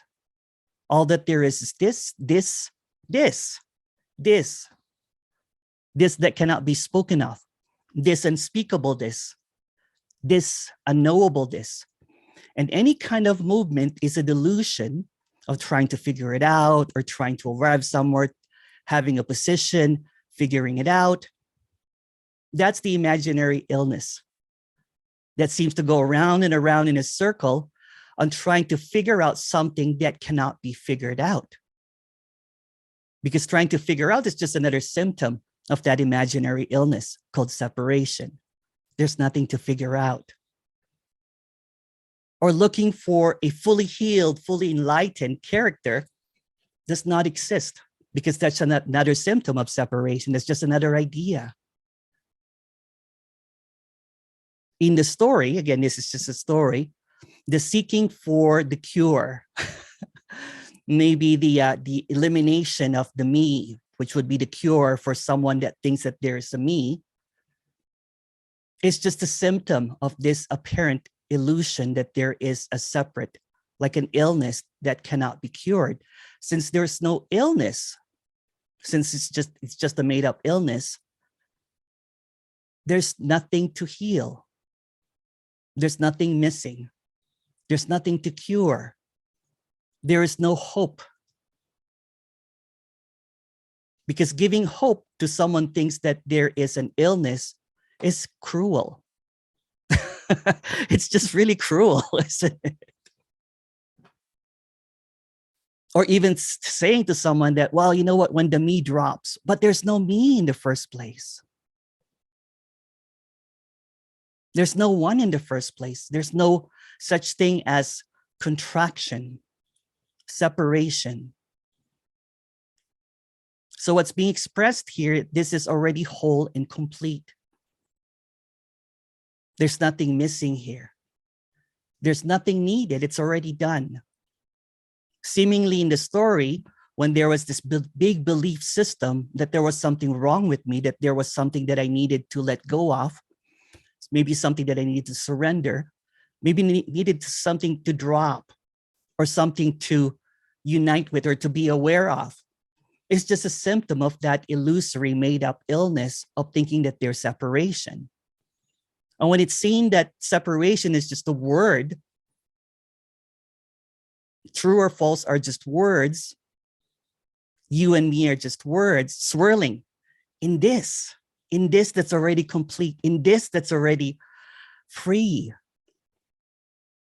There's nothing to be liberated because there's nothing that was not liberated. There's nothing that has been separate because this is already whole. So whatever seems to appear You know, the question might be, well, like, I still feel like that there's a me. Well, what's wrong with that?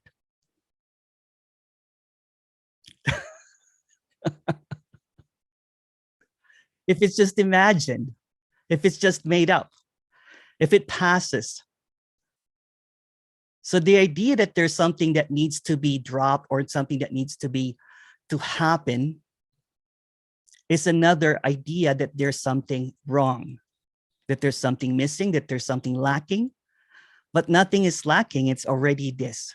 So in this apparent thisness, if you would like to ask a question, please go ahead. Thank you.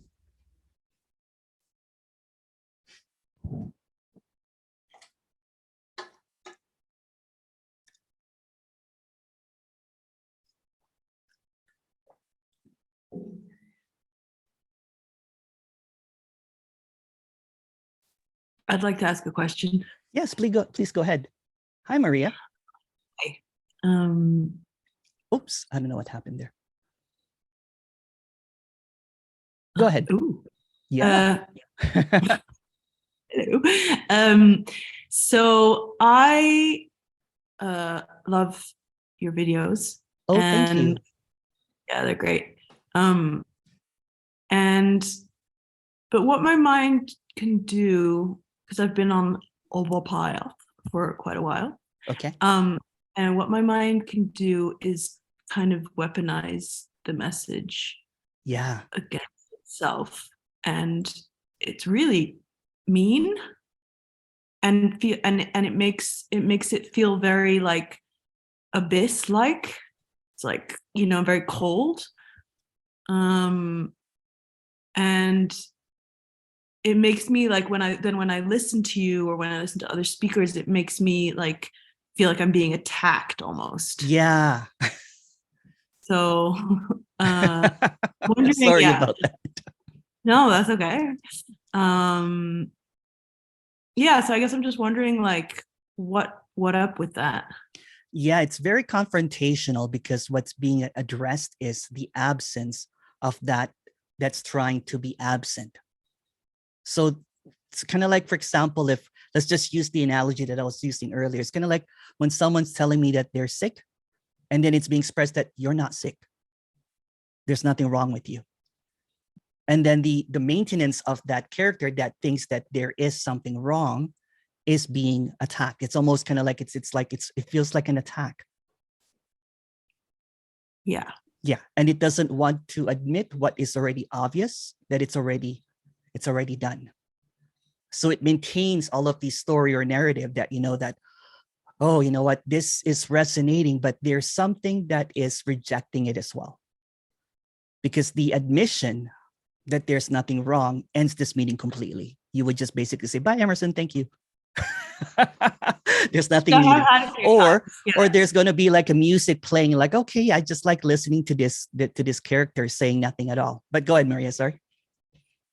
No, I do have moments where I'm like, I don't ever need to go to a meeting again. Yeah. And I think that the thing that trips me up though is that like, so I live in like a little mountain village in Spain. Oh, nice. But I was in London last week. And I found that my nervous system and I was exhausted and I was overstimulated by things and really kind of like dissociated. Yeah. My body. And then when I got back here, I had time to like be with myself and feel things again.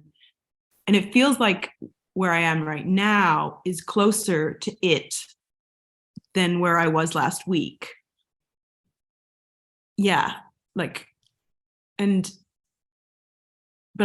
I just feel like freer and clearer and, you know, but I also am aware that that's very much like, you know, another story. I mean, yeah.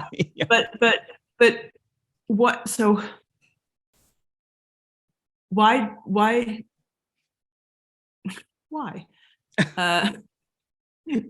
like, why does it feel like that? Is that just, yeah. It's basically just like a movement in stillness, right? This is stillness already. And the movement is basically denying, or rejecting what is already being presented as already as it is. Seemingly in the story, and this is just a story, there is either a kind of like just a seeing that this is all stillness, that this is already complete, that this is already whole, and the fluctuation of thinking that, you know what, I'm almost there.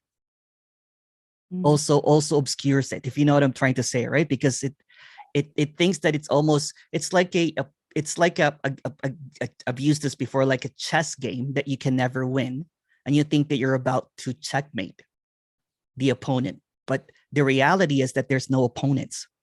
This is a dream game, meaning that when it's seen that any kind of trying to figure it out, I'm almost there, freer still in the game. But when it's seen that it's just a game playing without any opponents, when the neurosis is trying to beat the game, it falls apart, because like, well, there's really no one playing here. It's just movements in stillness. It's like when there is a particular moment in a dream when there's a seeing that none of this is happening, although you can't explain it. It's like a vivid dream, kind of like, have you ever had those dreams that, that there is a sense that this is not really happening, but it's happening at the same time? Like a lucid dream.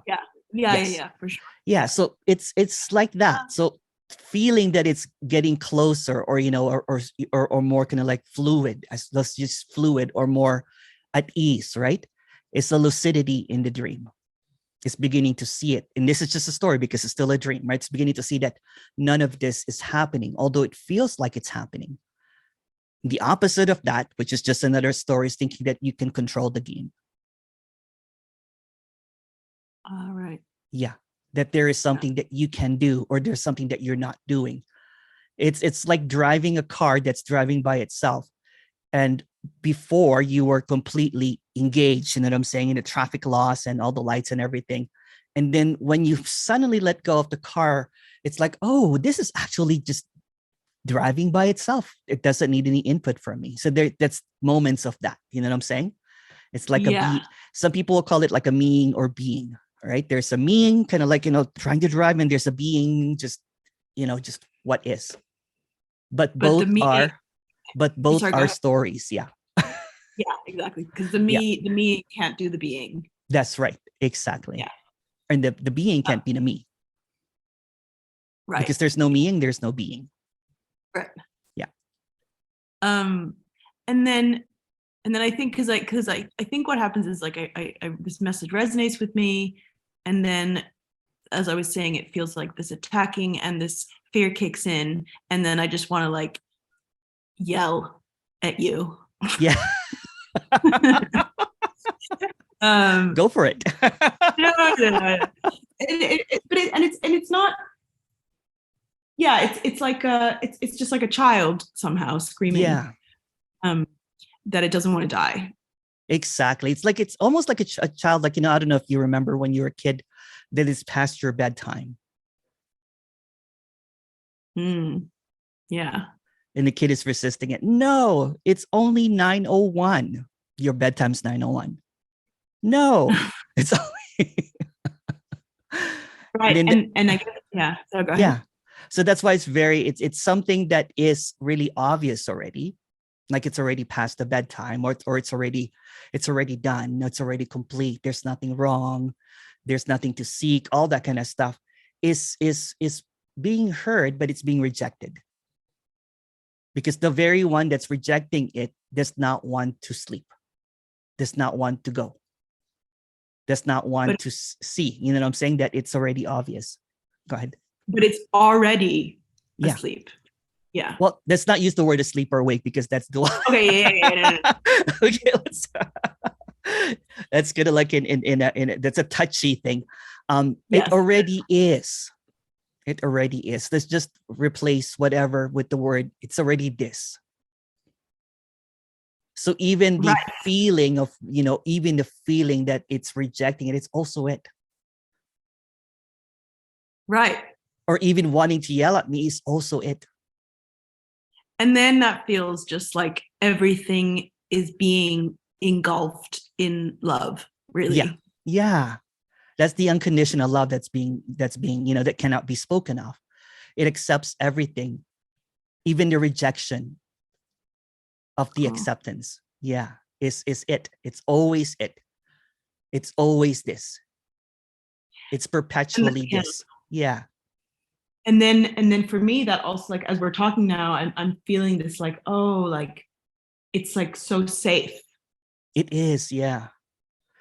It is. It's like again, there's no dream, but it's like a dream. You know what I'm saying? That no matter what happens, right? There is this, not a sense, but there is a seeing, although there's no seer, that nothing will happen. No harm will be done. Because all the harm is a story. That's right. Yeah. All the things that's wrong, all the problems, everything that blocks, right? Is already, it's like, there's just this unknown safety that no matter how real this gets, right? No matter how real it gets, no matter how confusing, no matter how seemingly hopeless it is, that there's always this safety, that there's no harm that's going to be done to you, because actually there's no you. Oh, yeah. And that there's no, like, opposite to love is fear. It's just like, Exactly. it's all. Yeah. And because the unsafety that the mind projects into unknowing is just another story. It's just another story. So the one that's projecting all of this is not even there. So the one that's fearful is not even there. The one that's seeking is not even there. So the origin where this comes from like, oh, I'm feeling kind of like really confused, or rejecting or angry. It doesn't have a source. It's just a dream. Or even the one that's feeling not safe, or there's something that I'm missing, is not even there. So the originator of where this apparent separate feelings come from is just an illusion. It's just an imaginary, kind of like what I said, it's just an imaginary delusion of separation. Right. Yeah. It's just a shadow, basically. It's just a shadow that thinks it's separate, but when you turn on all the lights, it was not there. It's like being a kid and, being in bed and afraid of, like, looking at the closet, and you think that there's a monster there, but it's just a shadow of a hanger. And then when you yell out to mom and the mom turns on all the light, where's the monster? They're like, oh, okay, I thought there was a monster in there. Right. Yeah. Because sometimes I find the story that I'm, like, embracing a child quite helpful, that it's like, but then I guess eventually I do come to a place where I'm like, there's nothing really embracing anything. Yeah, no, that's just another, separate delusion, right? That there's something to embrace, a child or something. What seems to appear, and there's nothing wrong, it's just really innocence. It's like a kid if you want to go with a child analogy, it's like having a child with imaginary friends. And imaginary friends that, thinks that it's safe or not and everything, but they're all imaginary friends. And what is the kid? It's really nothing. There's no source. It's just a story again. So the kid is an imaginary kid thinking that it has imaginary friends. So the imaginary friend is imaginary friends to make it real. But all around is all imagination. Okay. Yeah. All right. I mean, I have like 1,000 more questions, but go ahead. Go ahead. You know what? It's funny because when there's this meetings, there's usually there's no one choosing the question or not. But if there is a lot more, just keep on going. Okay. Yeah. So because I've done a lot of, like, inquiry. Yeah. Like self-inquiry, and have found that really, really helpful to, like, unscrew things. Yeah. But the Um, imaginary friend is inquiring an imaginary friend. right, exactly. And that's kind of where I am nowadays, is that I just get stuck in this, like, yeah, just it feels almost aggressive, actually. Yeah. Oh, yeah, yeah. Because yeah. Sorry, go ahead. No, because it feels like I am trying to change because something, like, because I don't feel this and this and this. And then when I listen to your message, and it's like hands off the wheel again. Mhm. And that's what's tricky, because I do feel like I'm making progress sometimes with the self-inquiry, right? Because you get to a place where Yeah. I feel more at peace and I feel more alive and all that stuff. But then there's always this, like, kind of aggressiveness that comes in at certain point where it's like, I'm not enlightened enough. I'm not, Yeah. that stuff enough. And then when I hear your message, I'm like, oh, but it's like too simple.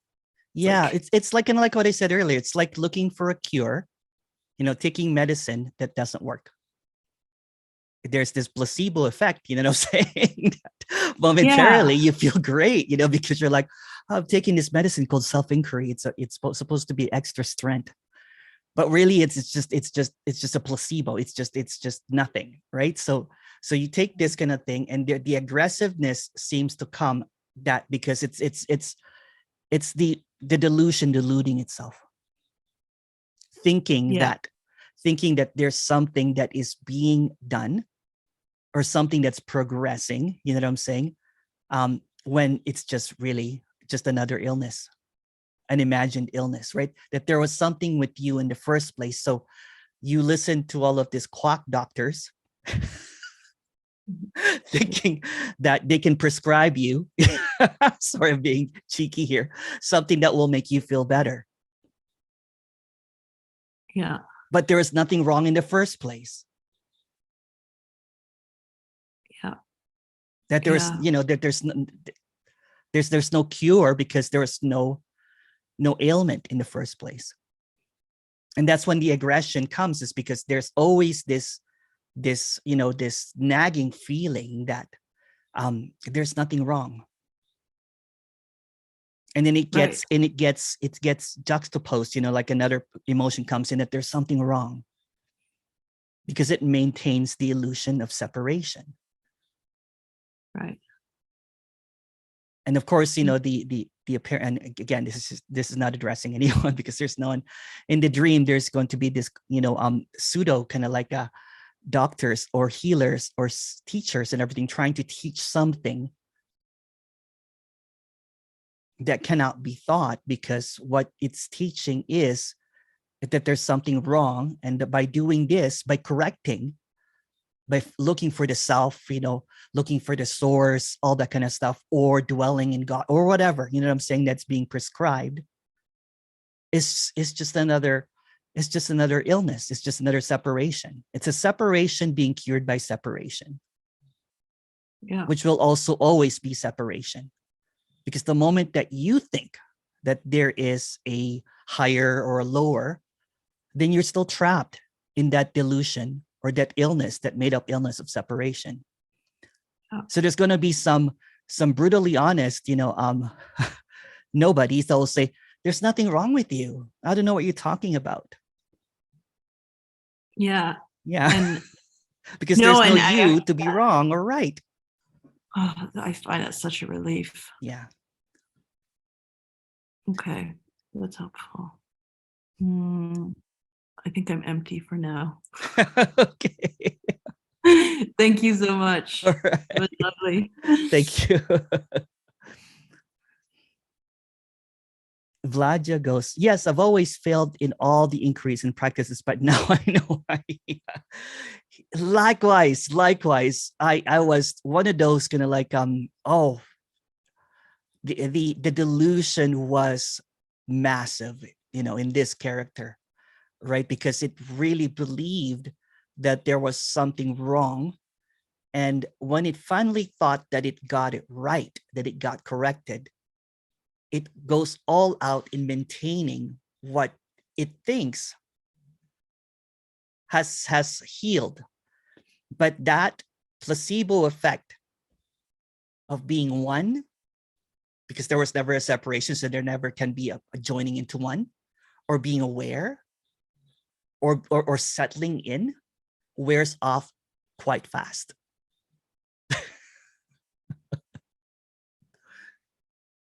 And it becomes just this, yeah, it just becomes this madness.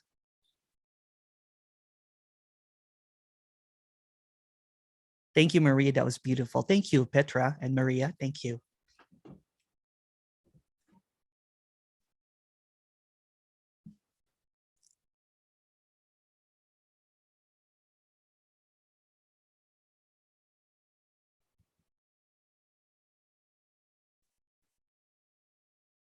Thank you, Emerson. That was razor sharp, clear. I really like the way that you used illness as a delusion. It's kind of like Munchausen. I think Munchausen is when you, oh yeah, something like that, because there's Munchausen by proxy, is when to get attention, you know, something like that. Yeah. Yeah, but there's no illness really, right? It's almost like a delusion, a temporal, you know, it's just, it's like you have somehow convinced yourself that there's a you, and that you that convinces yourself that there's a you, because it sees that that's just a delusion, tries to get rid of the you that was never there in the first place. So it goes all out into healing, into being not you, but it's just another trick by the you to maintain that there was a you or a me in the first place. So the apparent delusion just goes around in a circle, in a circle, in a circle, and thinking that there are others with that does not have, that are completely healed or or enlightened or awakened, becomes another narrative. If I can't seem to find a cure myself, I'm going to seek for someone that has cured themselves of this infliction called the me. But there was no me in the first place.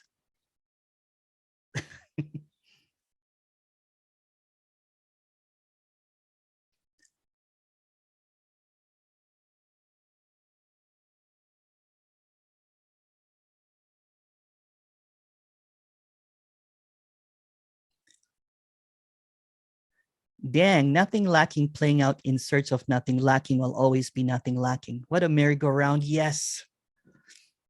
And there's nothing wrong with merry-go-rounds. That's why people like riding it.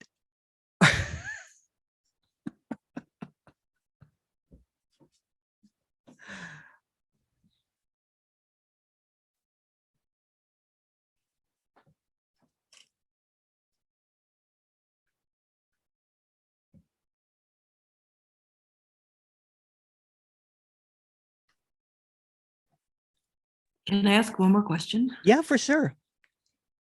Um, You can have all the questions. It's all right. Okay, thanks. Yeah. So the one thing that my mind is already doing is like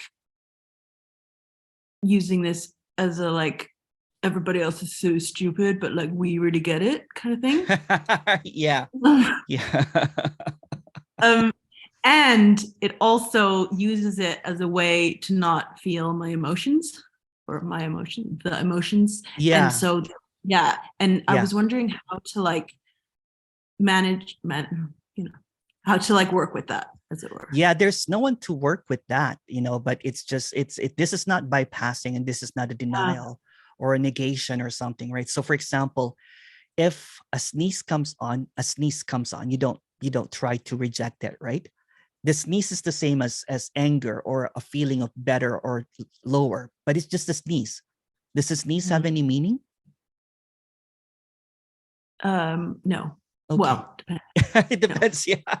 So everything that seems to appear is just automatically and seemingly naturally happening for no apparent reason, right? So any thoughts or emotions or feelings that there's something wrong, or, you know, that I'm better, this is less, or whatever, is just what is.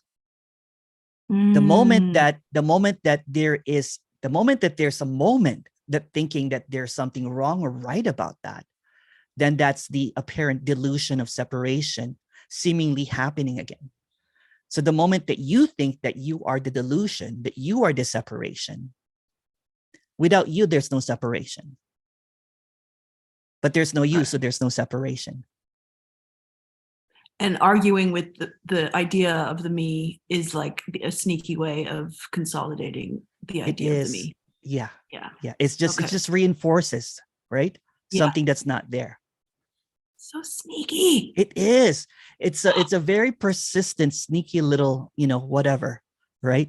But it's not even there. Right. So it's so funny because it will say that it's so sneaky, but the sneaky is saying it's so sneaky. Oh, what? That's so sneaky.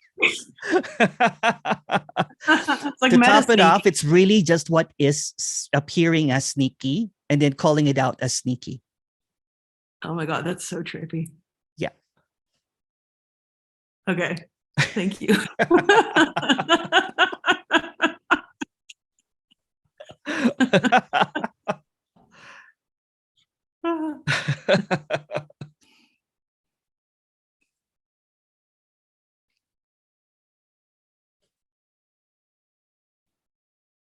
Prior to this, I was just talking to someone in a private, and someone said, "My head hurts." And then I said, "What head?"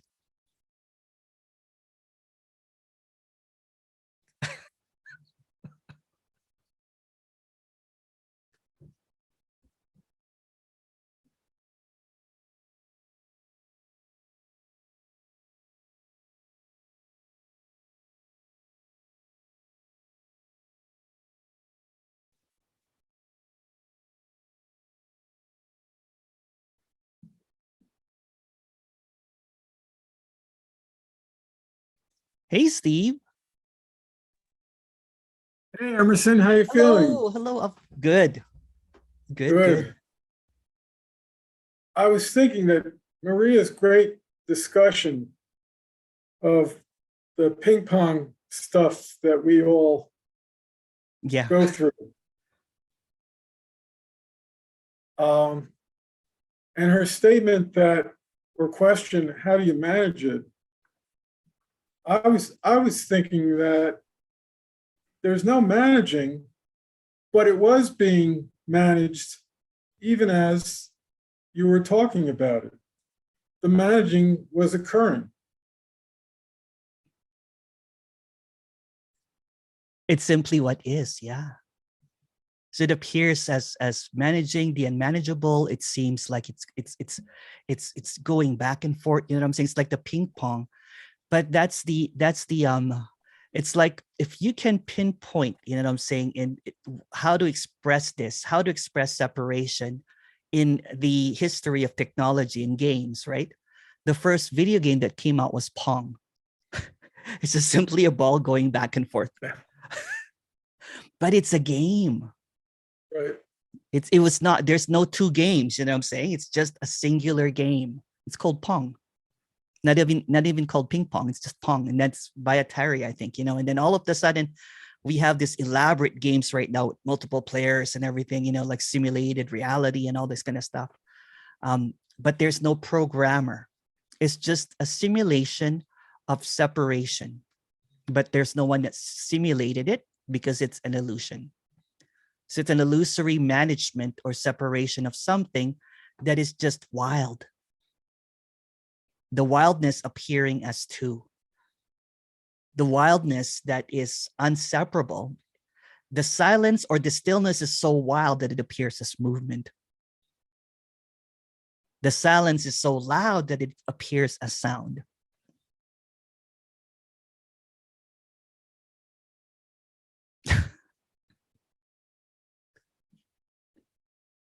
You've got me speechless. Thank you.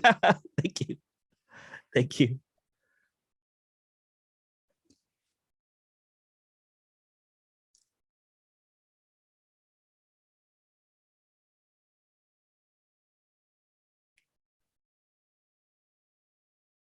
Oh, I didn't notice that. The thumbs are animated now. I didn't know that. Look at it, it's moving. It's cool.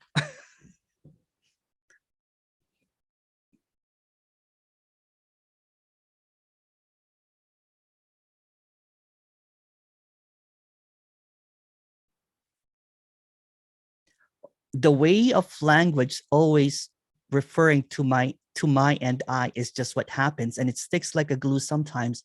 That is just something that is what is happening. Yeah, what is seems to appear again in a flurry of words, right? Words like I, you. The moment that I comes in, the word I comes in, it multiplies into this language, into this dream speak of separation. And it convinces the I, which is illusory because there's no I, that moment to be made up of multiple moments. That singular I word, it becomes this dictionary, of language that maintains that I as separate. I'm experiencing this. I think that there's someone there. I think, the moment that moment seemingly appears, then this momentlessness, this doesn't have a moment, becomes segmented into language, into ideas, into thoughts, into thinking. But that segmentation is just a delusion. It's a passing cloud. It's like that. I did I just posted a video earlier. It was a really fun talk of someone that just saw through the words. This character, I think his name is Martin, was going through inquiries, awareness and all that kind of stuff like that, and started kind of like the algorithm apparently led this character to this character's video, and it just exposed that this character was just really swirling in words. So the words that seems to capture, the words that seem to create this wall, that seems to create this division of that there's something lacking, there's something missing. When it's exposed as just words, made up words, then everything seems to disintegrate. And it just exposes what is already clear, this that cannot be caught in words, this that cannot be spoken about. This meeting, which is about this, but it's not about this.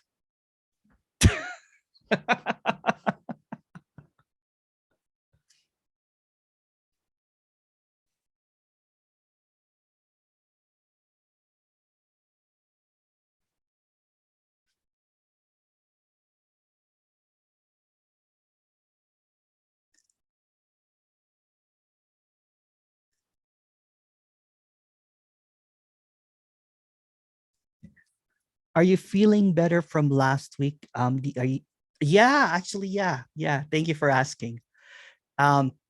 Last week, I think I took a lot of I was drinking a lot of cough syrup, so I would not cough. But yeah, it's all better, apparently. Thank you for asking.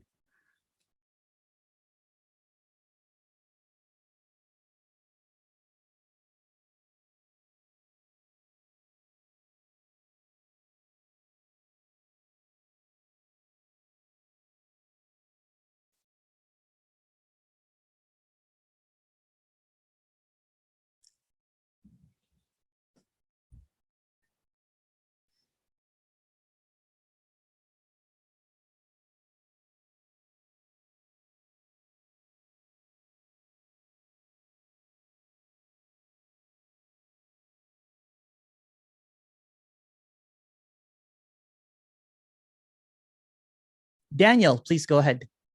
Sorry, I can't see. I should put it on gallery. Daniel. I'm not sure where Daniel is, but go ahead, Daniel.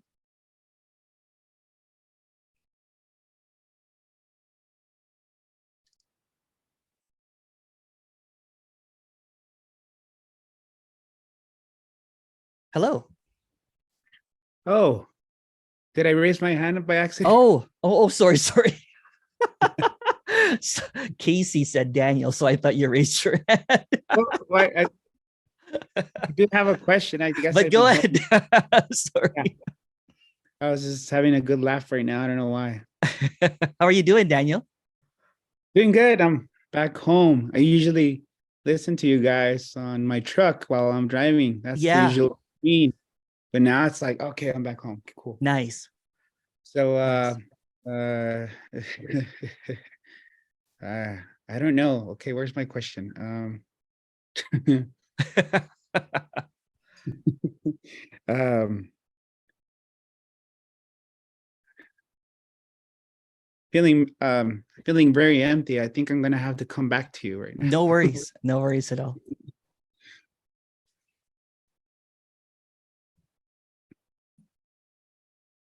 Seemingly talking about nothing has that effect.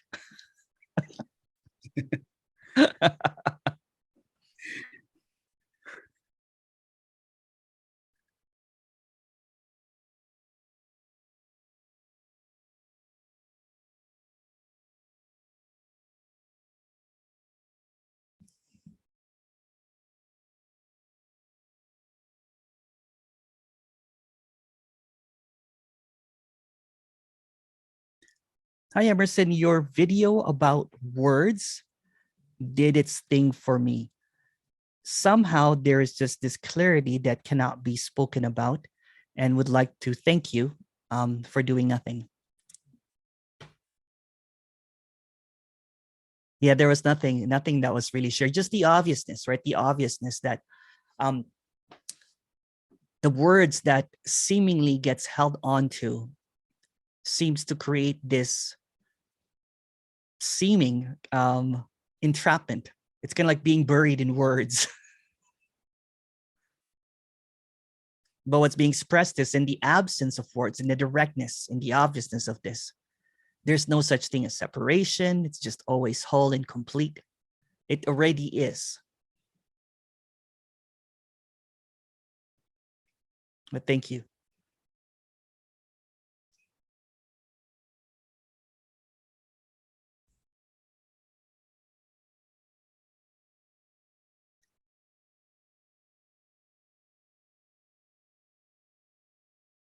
When are you going to do another one of those monthly events? Oh, sorry. You know what? I was planning to do one this month, but I'll probably do it next month. I was planning to travel, but I was not able to. Sorry about that. But yes, I'll do another one soon, pretty soon. I was planning to do one next week, but I think there's another speaker that I'm not sure who was, but there's another speaker, just being respectful of another speaker. So it's not at the same time. Yeah, I can't remember who it is though.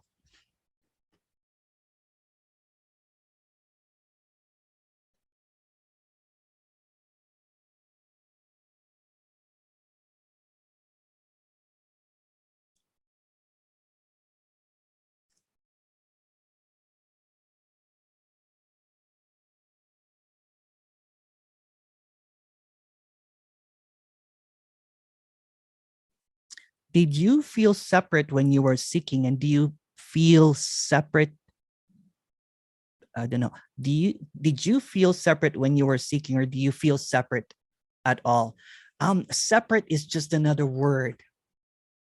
It's just another idea. It's a concept, isn't it? So in this directness, for example, and this is just, it's just an illumination. In this directness, if there are no words, if there are no ideas or thoughts, if there's no delusion of separation, what seems to be happening cannot be expressed at all. Words seems to pop up that this is separate. Ooh, color blue, color red, whatever, yellow, black. It's just ideas that seems to pop up to suggest that there's separation. But when it's seen that all of the suggestions that's popping up are just like bubbles that pops in and out, that there's no reality to it really, what is really separation?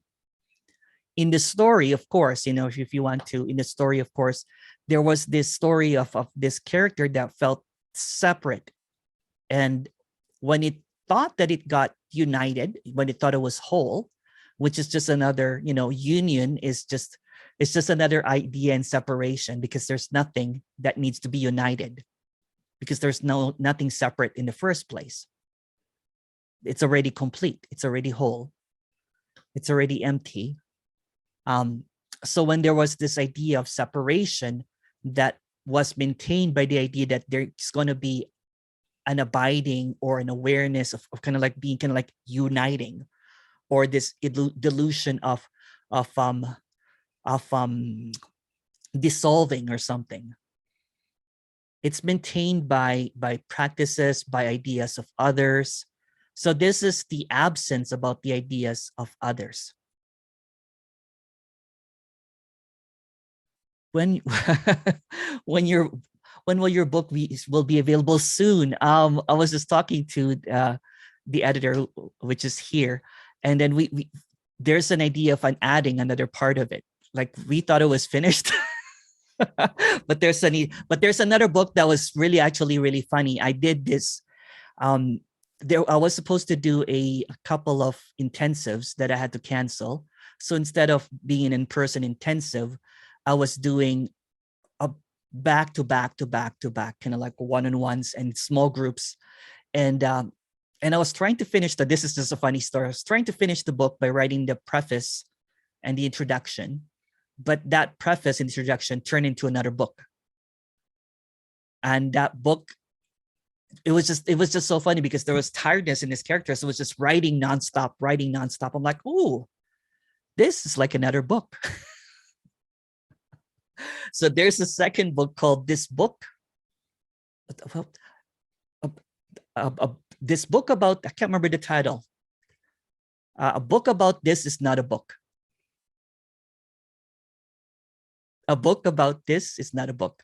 So it's just basically because the characters that I was, doing one-on-ones with were hardcore 30, 40 years plus of seeking that belonged in a Sangha.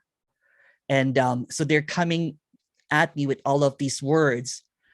So in the exhaustion of these one-on-ones and, all of this kind of stuff, because I was doing like 10 hours a day of speaking, with these characters. So there was just the simplicity, and I just basically replaced them like, oh, you mean this? This. They're like, how about, sunyata, or all of these, ahimsa, all of these, I'm like, it's just this. It's just this. So what came out was just this fluid, almost like a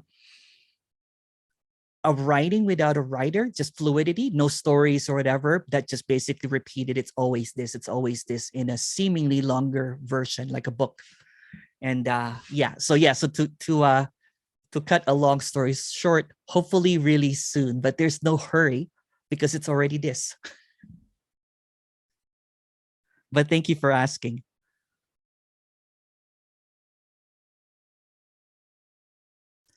And I was sick the past week, so I could not do a lot of stuff. So, but seemingly I'll work on it this weekend. But thank you. There's excitement here about the book, though. There's so much excitement about it. Because it just really simplifies and pulverizes all of the concepts and ideas into a singular world called this.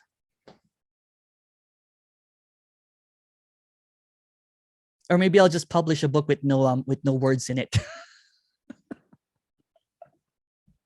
You will be the same.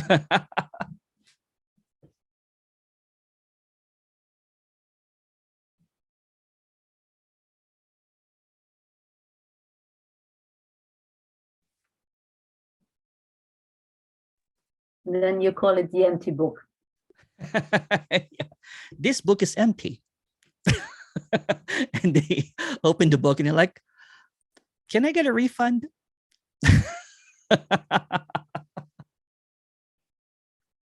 It will have a really bad Amazon review. Well, still you can make notes. And use it as a notebook.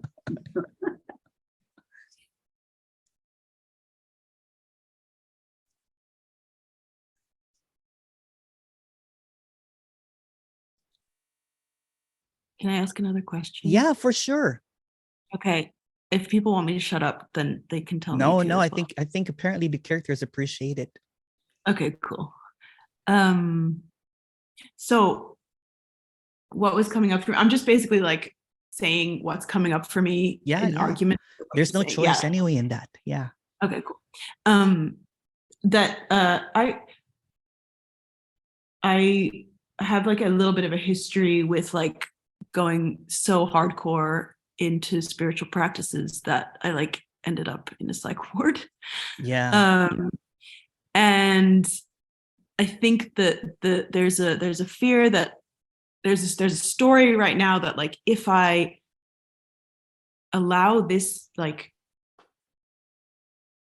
non-understanding to drop into me, that I will go bonkers. That's just another narrative, right? Trying to create this excuse of what's already clear. Right. It creates it kind of like, it's almost kind of like it creates this like, this happened to me, so this could happen to me again, but there's no me in the first place. Right. Yeah. So the clarity is that, and in the story anyway, I should have been in a psych ward, for all the spiritual practices that I was believing. So this is almost like the sobriety or the clarity or the sanity. Although there's no one, there's no opposite and everything of that. It's almost like this. It's almost like I was in a cult of the self. The self was the cult. And then looking for a higher self was a bigger cult. Being aware of, awareness is just going, back and forth in a cult. So this is almost kind of like again, this is just a story. It's like a washing away of all that belief system. It's like when someone stepped out of the cult and they're like, oh, wow.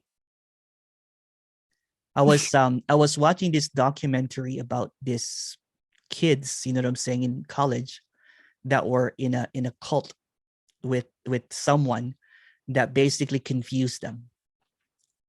Basically saying that it was just madness. I think it's called I can't remember. I'll remember it. But yeah, so the thinking, you've seen it. Yeah, at the end. The guy's dad, the guy who's someone's father. Yeah, wasn't that nuts?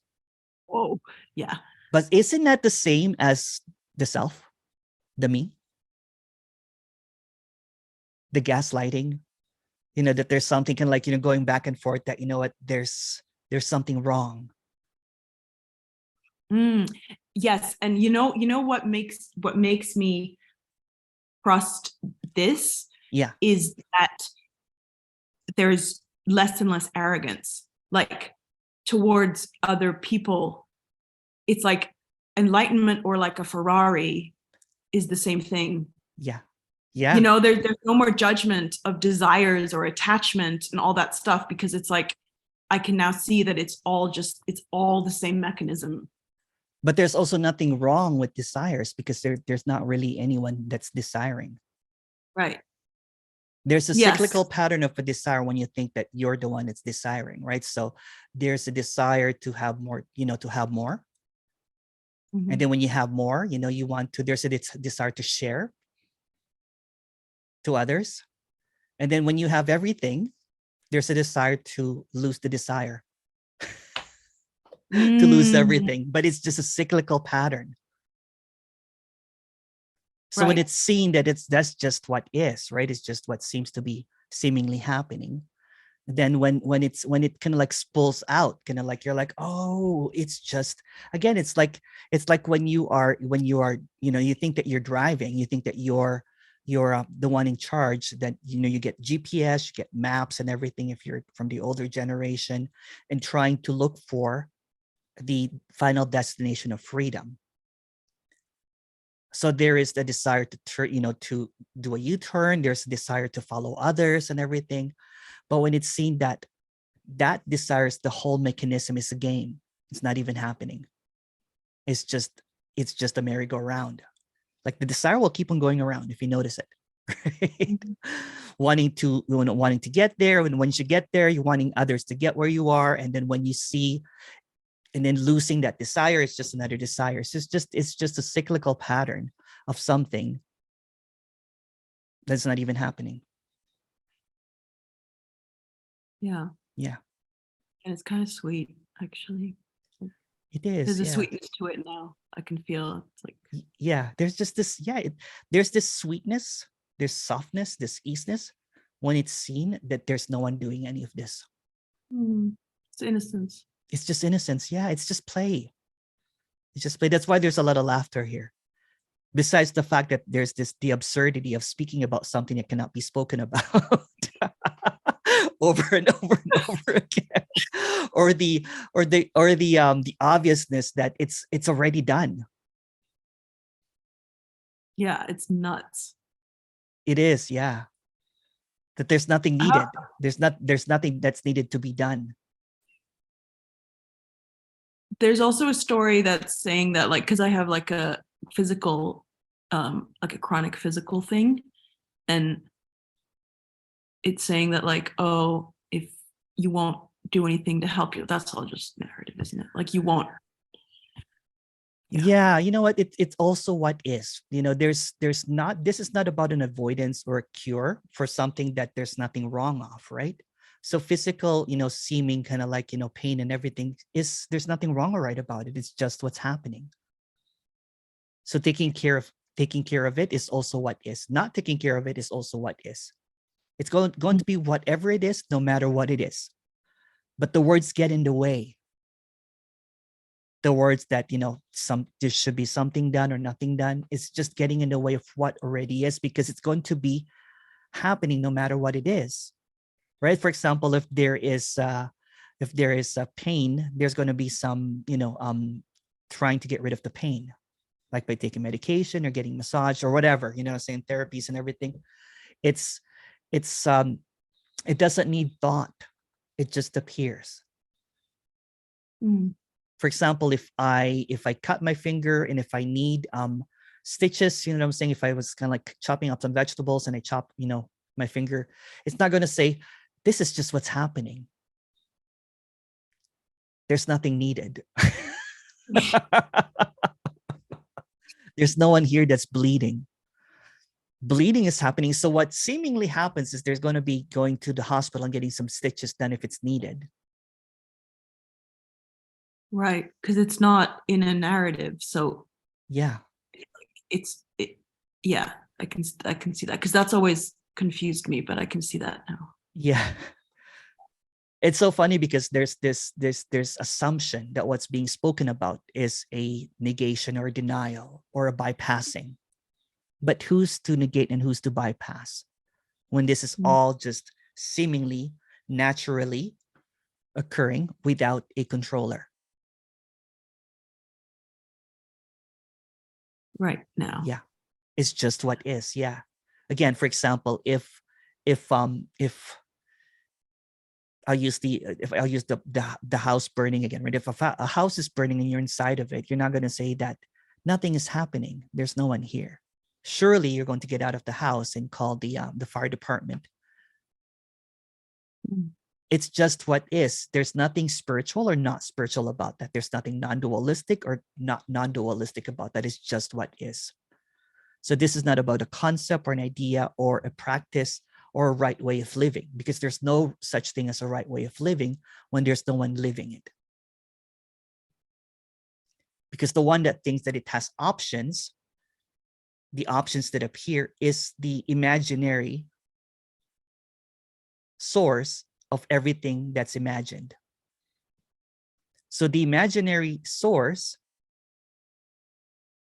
is not real. But it will always go back into, sourcing imagination to maintain that this is separation, which will be called reality.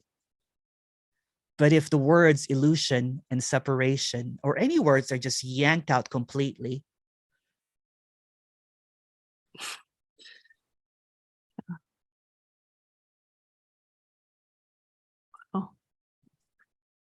I don't know whether to cry or laugh, or we'll see what happens. Thank you. Thank you. Keep it coming if you have any more question. Vladja goes, oh, there's a question here. I have heard liberated individuals talk about how after the shift, they see that this was always here, even somewhat familiar to the self before the illusion was seen through. Do you think it's possible somehow to orient the familiarity while still in the illusion? Do you think it's possible to somehow orient? But who's going to orient? Orienting is just another facade that there's something that needs to be oriented, or something that needs to be familiar with what is already. It's just another kind of like a roundabout way. It's like what I was talking to you about, talking about the desire, right? So there's a desire to see this, and there's a desire to, it's just all desire. So when all of this play, all of these thoughts are seemingly obscuring this clear sky already, a cloud cannot see the clear sky because it's a cloud. It will just cloud what is already. So rather than seeing the clouds, it's seeing the wholeness, that the clouds that appear, you know what I'm saying, of it's already this, and there's no self really to know this. That's the, and this is coming from an apparent character that was so focused on the self, higher self, lower self, finding the purpose of the self. It was an entire career, you know what I'm saying? A decade long of career of trying to maintain that self. When it was seen that there was no self,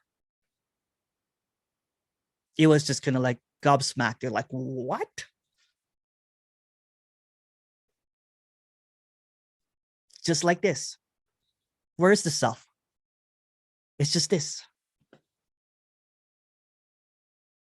You don't need to familiarize, because there's really no illusion. If it's really, this is just speaking in dream speak right now. So it's going back and forth that this is an illusion because the character maintains that this is real. This is like a dream because the character maintains that this is life happening. So what's being expressed here is in the absence of the self, in the absence of the thinker, in the absence of the knower, in the absence of a source or separation. The moment that there's a source, there's a self, separate already. Because the moment that there's thinking that this is not complete, then that's just another illusion, because who can think that there's not a complete, or that this is not this, other than an illusory idea that there was a separation. So when it's being expressed is that this is already, this does not need any need to be familiar with, because who's going to be familiar with this? It doesn't need any orientation. It's already this. I get what's being expressed, that, how do you, but there's no you to get to this. How do you get this? But there's no you. It's just this.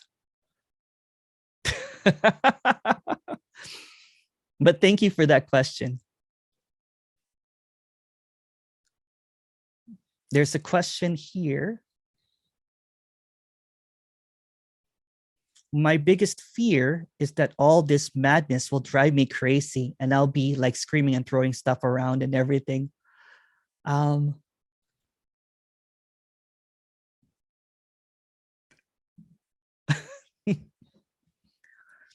There's already no you. And again, that is just another, it's just almost like a self-defense mechanism. But there's no self to defend. It's like it's a self-maintenance, right? Oh, I'm afraid of this because, I'll get mad and everything, but there's no one to get mad. There's no one to be screaming and throwing stuff. There's no one at all. So if throwing stuff and screaming happens, that's just liberation appearing as that. So what? So it's creating this almost like this traps, right? Like I don't want to go there because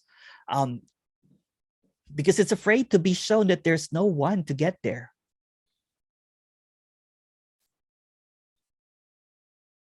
It's afraid of the exposure that simply there was no one in the first place. But the one that is afraid to be exposed as not real creates this unreal expectations of what is by creating a narrative of what might happen to me. But there's no you for this to happen to. If you want to go into the story, when this was seen, it was actually very kind of like, it was like a big kind of like shock, but at the same time, it was very normal. It almost like, oh, it's always been this way. What? It's the same as, and this is just a story. It's like waking up from a nighttime dream that was super vivid, that feels like absolutely real, and seeing through that, oh, none of that really happened. It's just this.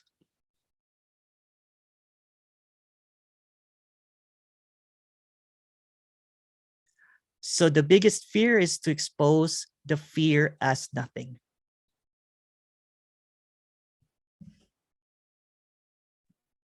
So, hey, Hey, so is that what, Vladia? I'm not sure who's speaking. oh, that's Mark. If you can you hear me? Yeah. Okay, yeah. Can't see you though. You can see me? A second. Raise your hand. I don't know which one it is.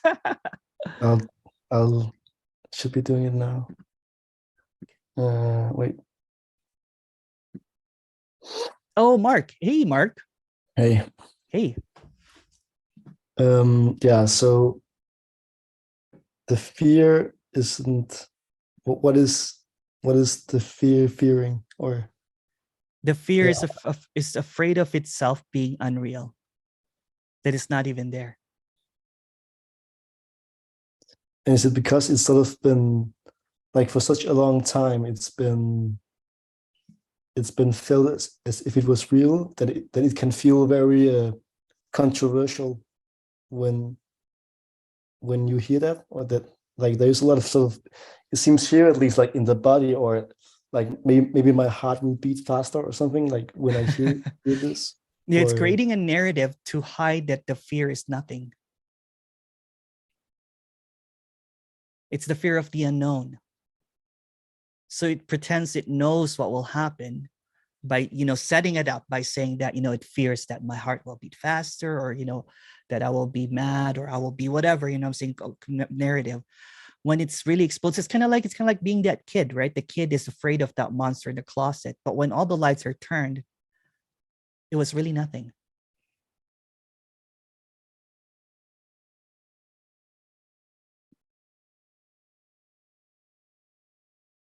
It's like for quite a while, and this is, I'll take you to a story, Mark. It's like for quite a while, this apparent seeker, when it was seeking, was afraid of the absence of the character, the death of the character.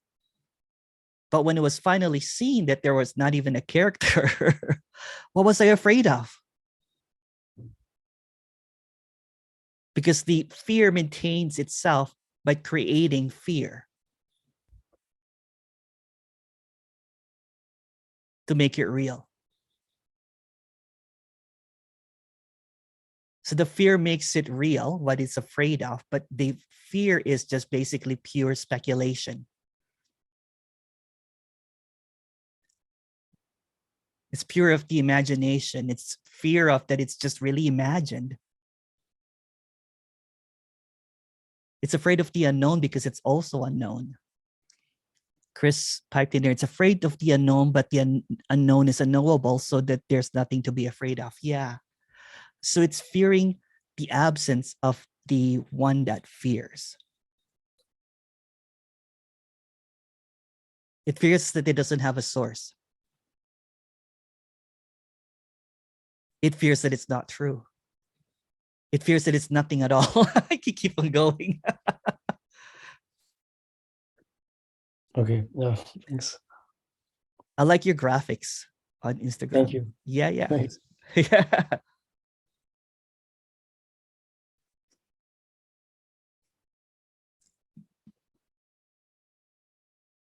Thank you, Chris.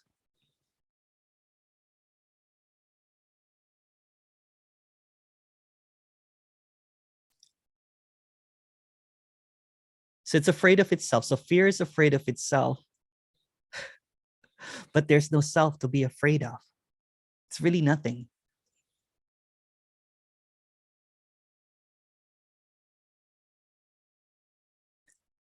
Oh, thank you, Tej.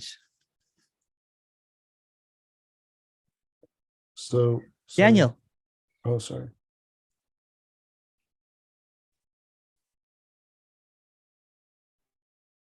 Hello. Hello. So, so I had an experience where I there was no one there. Yeah. And I could see it clearly, right? Yeah. So right now it's like there's this. I know I'm not this, but I can't. It's not clear. Yeah. So if it's the same as this, right? So if knowing cannot be applied, like for example, we're talking right now, you can't apply knowledge or knowing and everything. Yeah. Is there someone here? Well, there's there's like a silence. Yeah.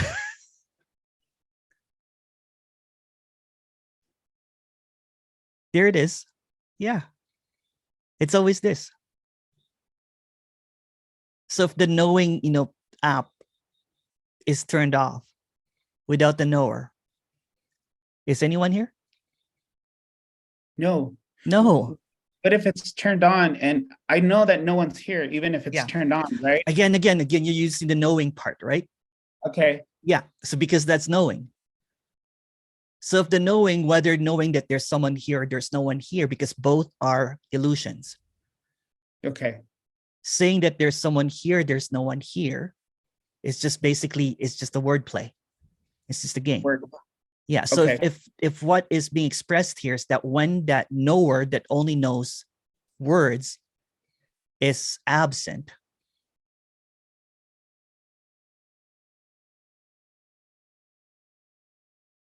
it's permanently absent.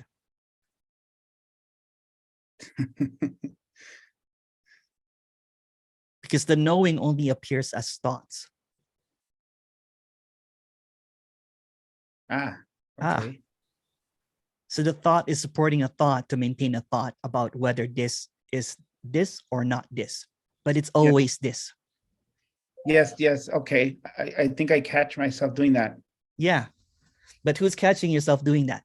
Oh God. Here you go.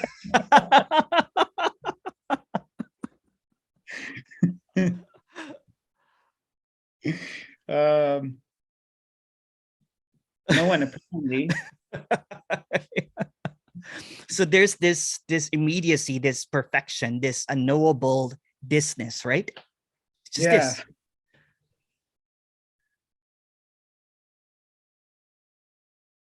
Okay. Yeah, it is this silence, this absence, and this absence or this silence sometimes appears as thoughts chasing a thought. I think that's what's happening. Well, more than a thought, it's more like an energetic feel of. Yeah, but that's just another thought, isn't it?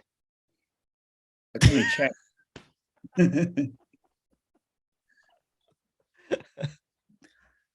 Can you go more deep into that? Yeah, you said it's not more than a thought, but it's more like an energetic field. But where did that thought come from? Okay. I don't know. Yeah. So this is called this, right? Because there's the apparent, the apparent illusion or delusion of separation. It's easy to sneak up as words. And it will say that, well, apparently, like the word will basically kind of like it blocks this empty, this emptiness that cannot be divided, that's never been divided, right? So this silence that cannot be broken is broken illusory by thoughts. So this permanent silence that is, there's this breaking of silence seemingly, but there's silence cannot be broken because it's permanent. And it temporarily appears as a thought of like, is this energetic thing? That's just a thought. But I feel it. That's just a thought. So there's already this permanent silence that there's no separate thoughts, so to speak. There's no separation. So there's no you or there's no you. Because those are just thoughts. Oh, okay. Yeah. That no you or no you. There's no you or there's no you. Yeah. There's no me and there's no me. You know what it seems like. I'm not being persistent. It's okay. It's all right.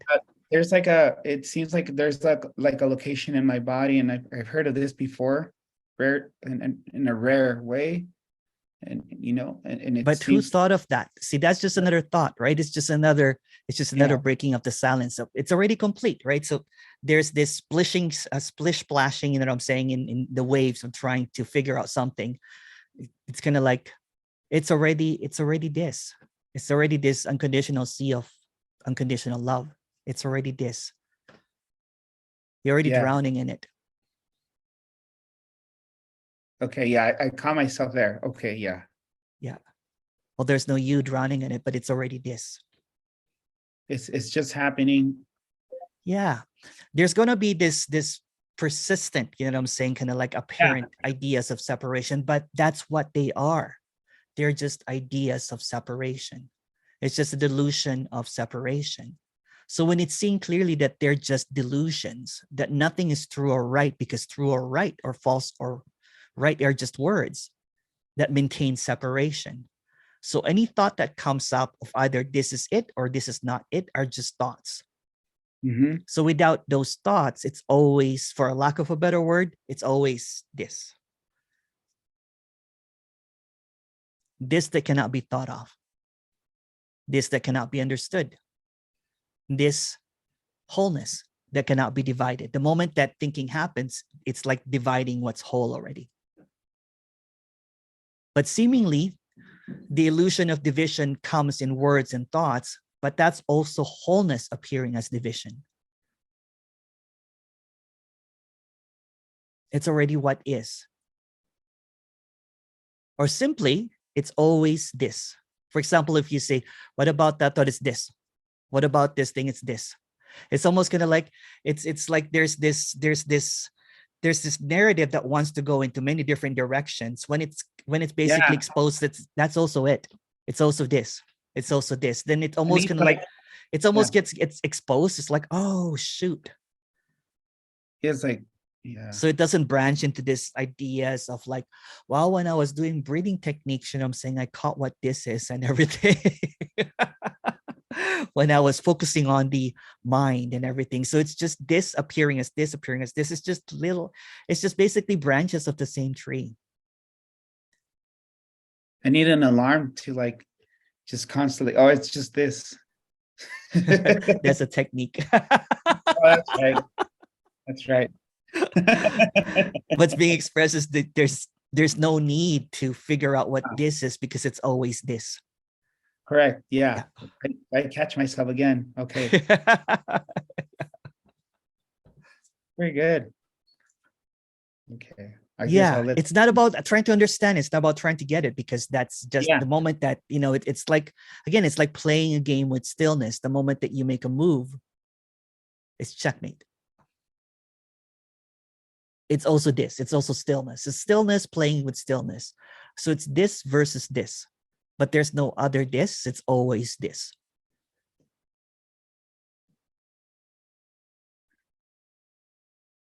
But call me up soon, Daniel. We'll talk. We'll chat.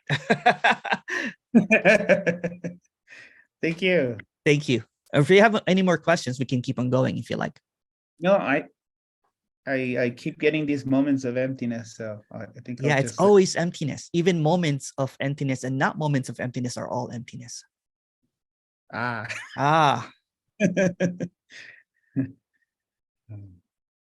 Okay. Well, thank you so much. Thank you. Thank you.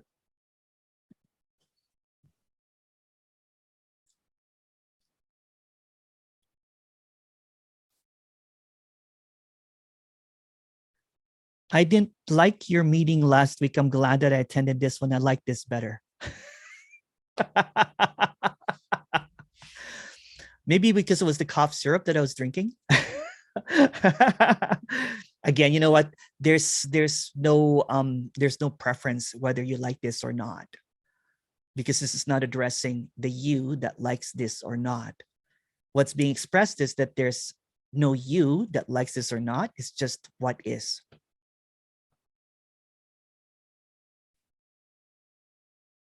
there seems to be more fluidity in this talk. Oh, thank you. Thank you.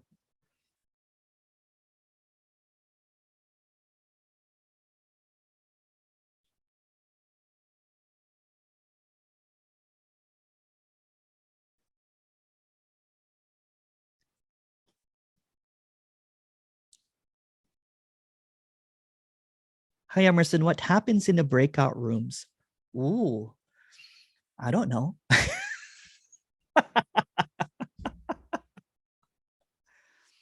If I tell you, I might have to kill you. Just kidding. Nothing at all. There's just apparently some characters that mingle, talk to other apparent characters, talk about this. But yeah. Becca. Oh, is what is behind absolutely everything in the sense of before thinking, feeling, touching. If what's being expressed is already what is, there's no before or after. It's not behind. It's just simply what is. So if the word, before or after, or inside or outside are yanked out completely, it's just simply this already. The word seems to shield, you know what I'm saying, of what is already gloriously, obviously this. It's just always this. What is always this, no matter what it is. So it could appear as whatever it is. It could appear as laughter, crying, tears, liberation, suffocation, or thinking about what should I have for a snack after this? Cinnamon rolls. I think laughter is the only measure for nothing. Laughter just happens. Yeah. There's just this absurdity, and there's just this funny thing that somehow there's this speaker speaking that there's no speaker, but speaking is happening about something that cannot be spoken about. And then there's laughter that erupts once in a while because it's really absurd. But there's so much joy and passion and on the what isness of what is being spoken about.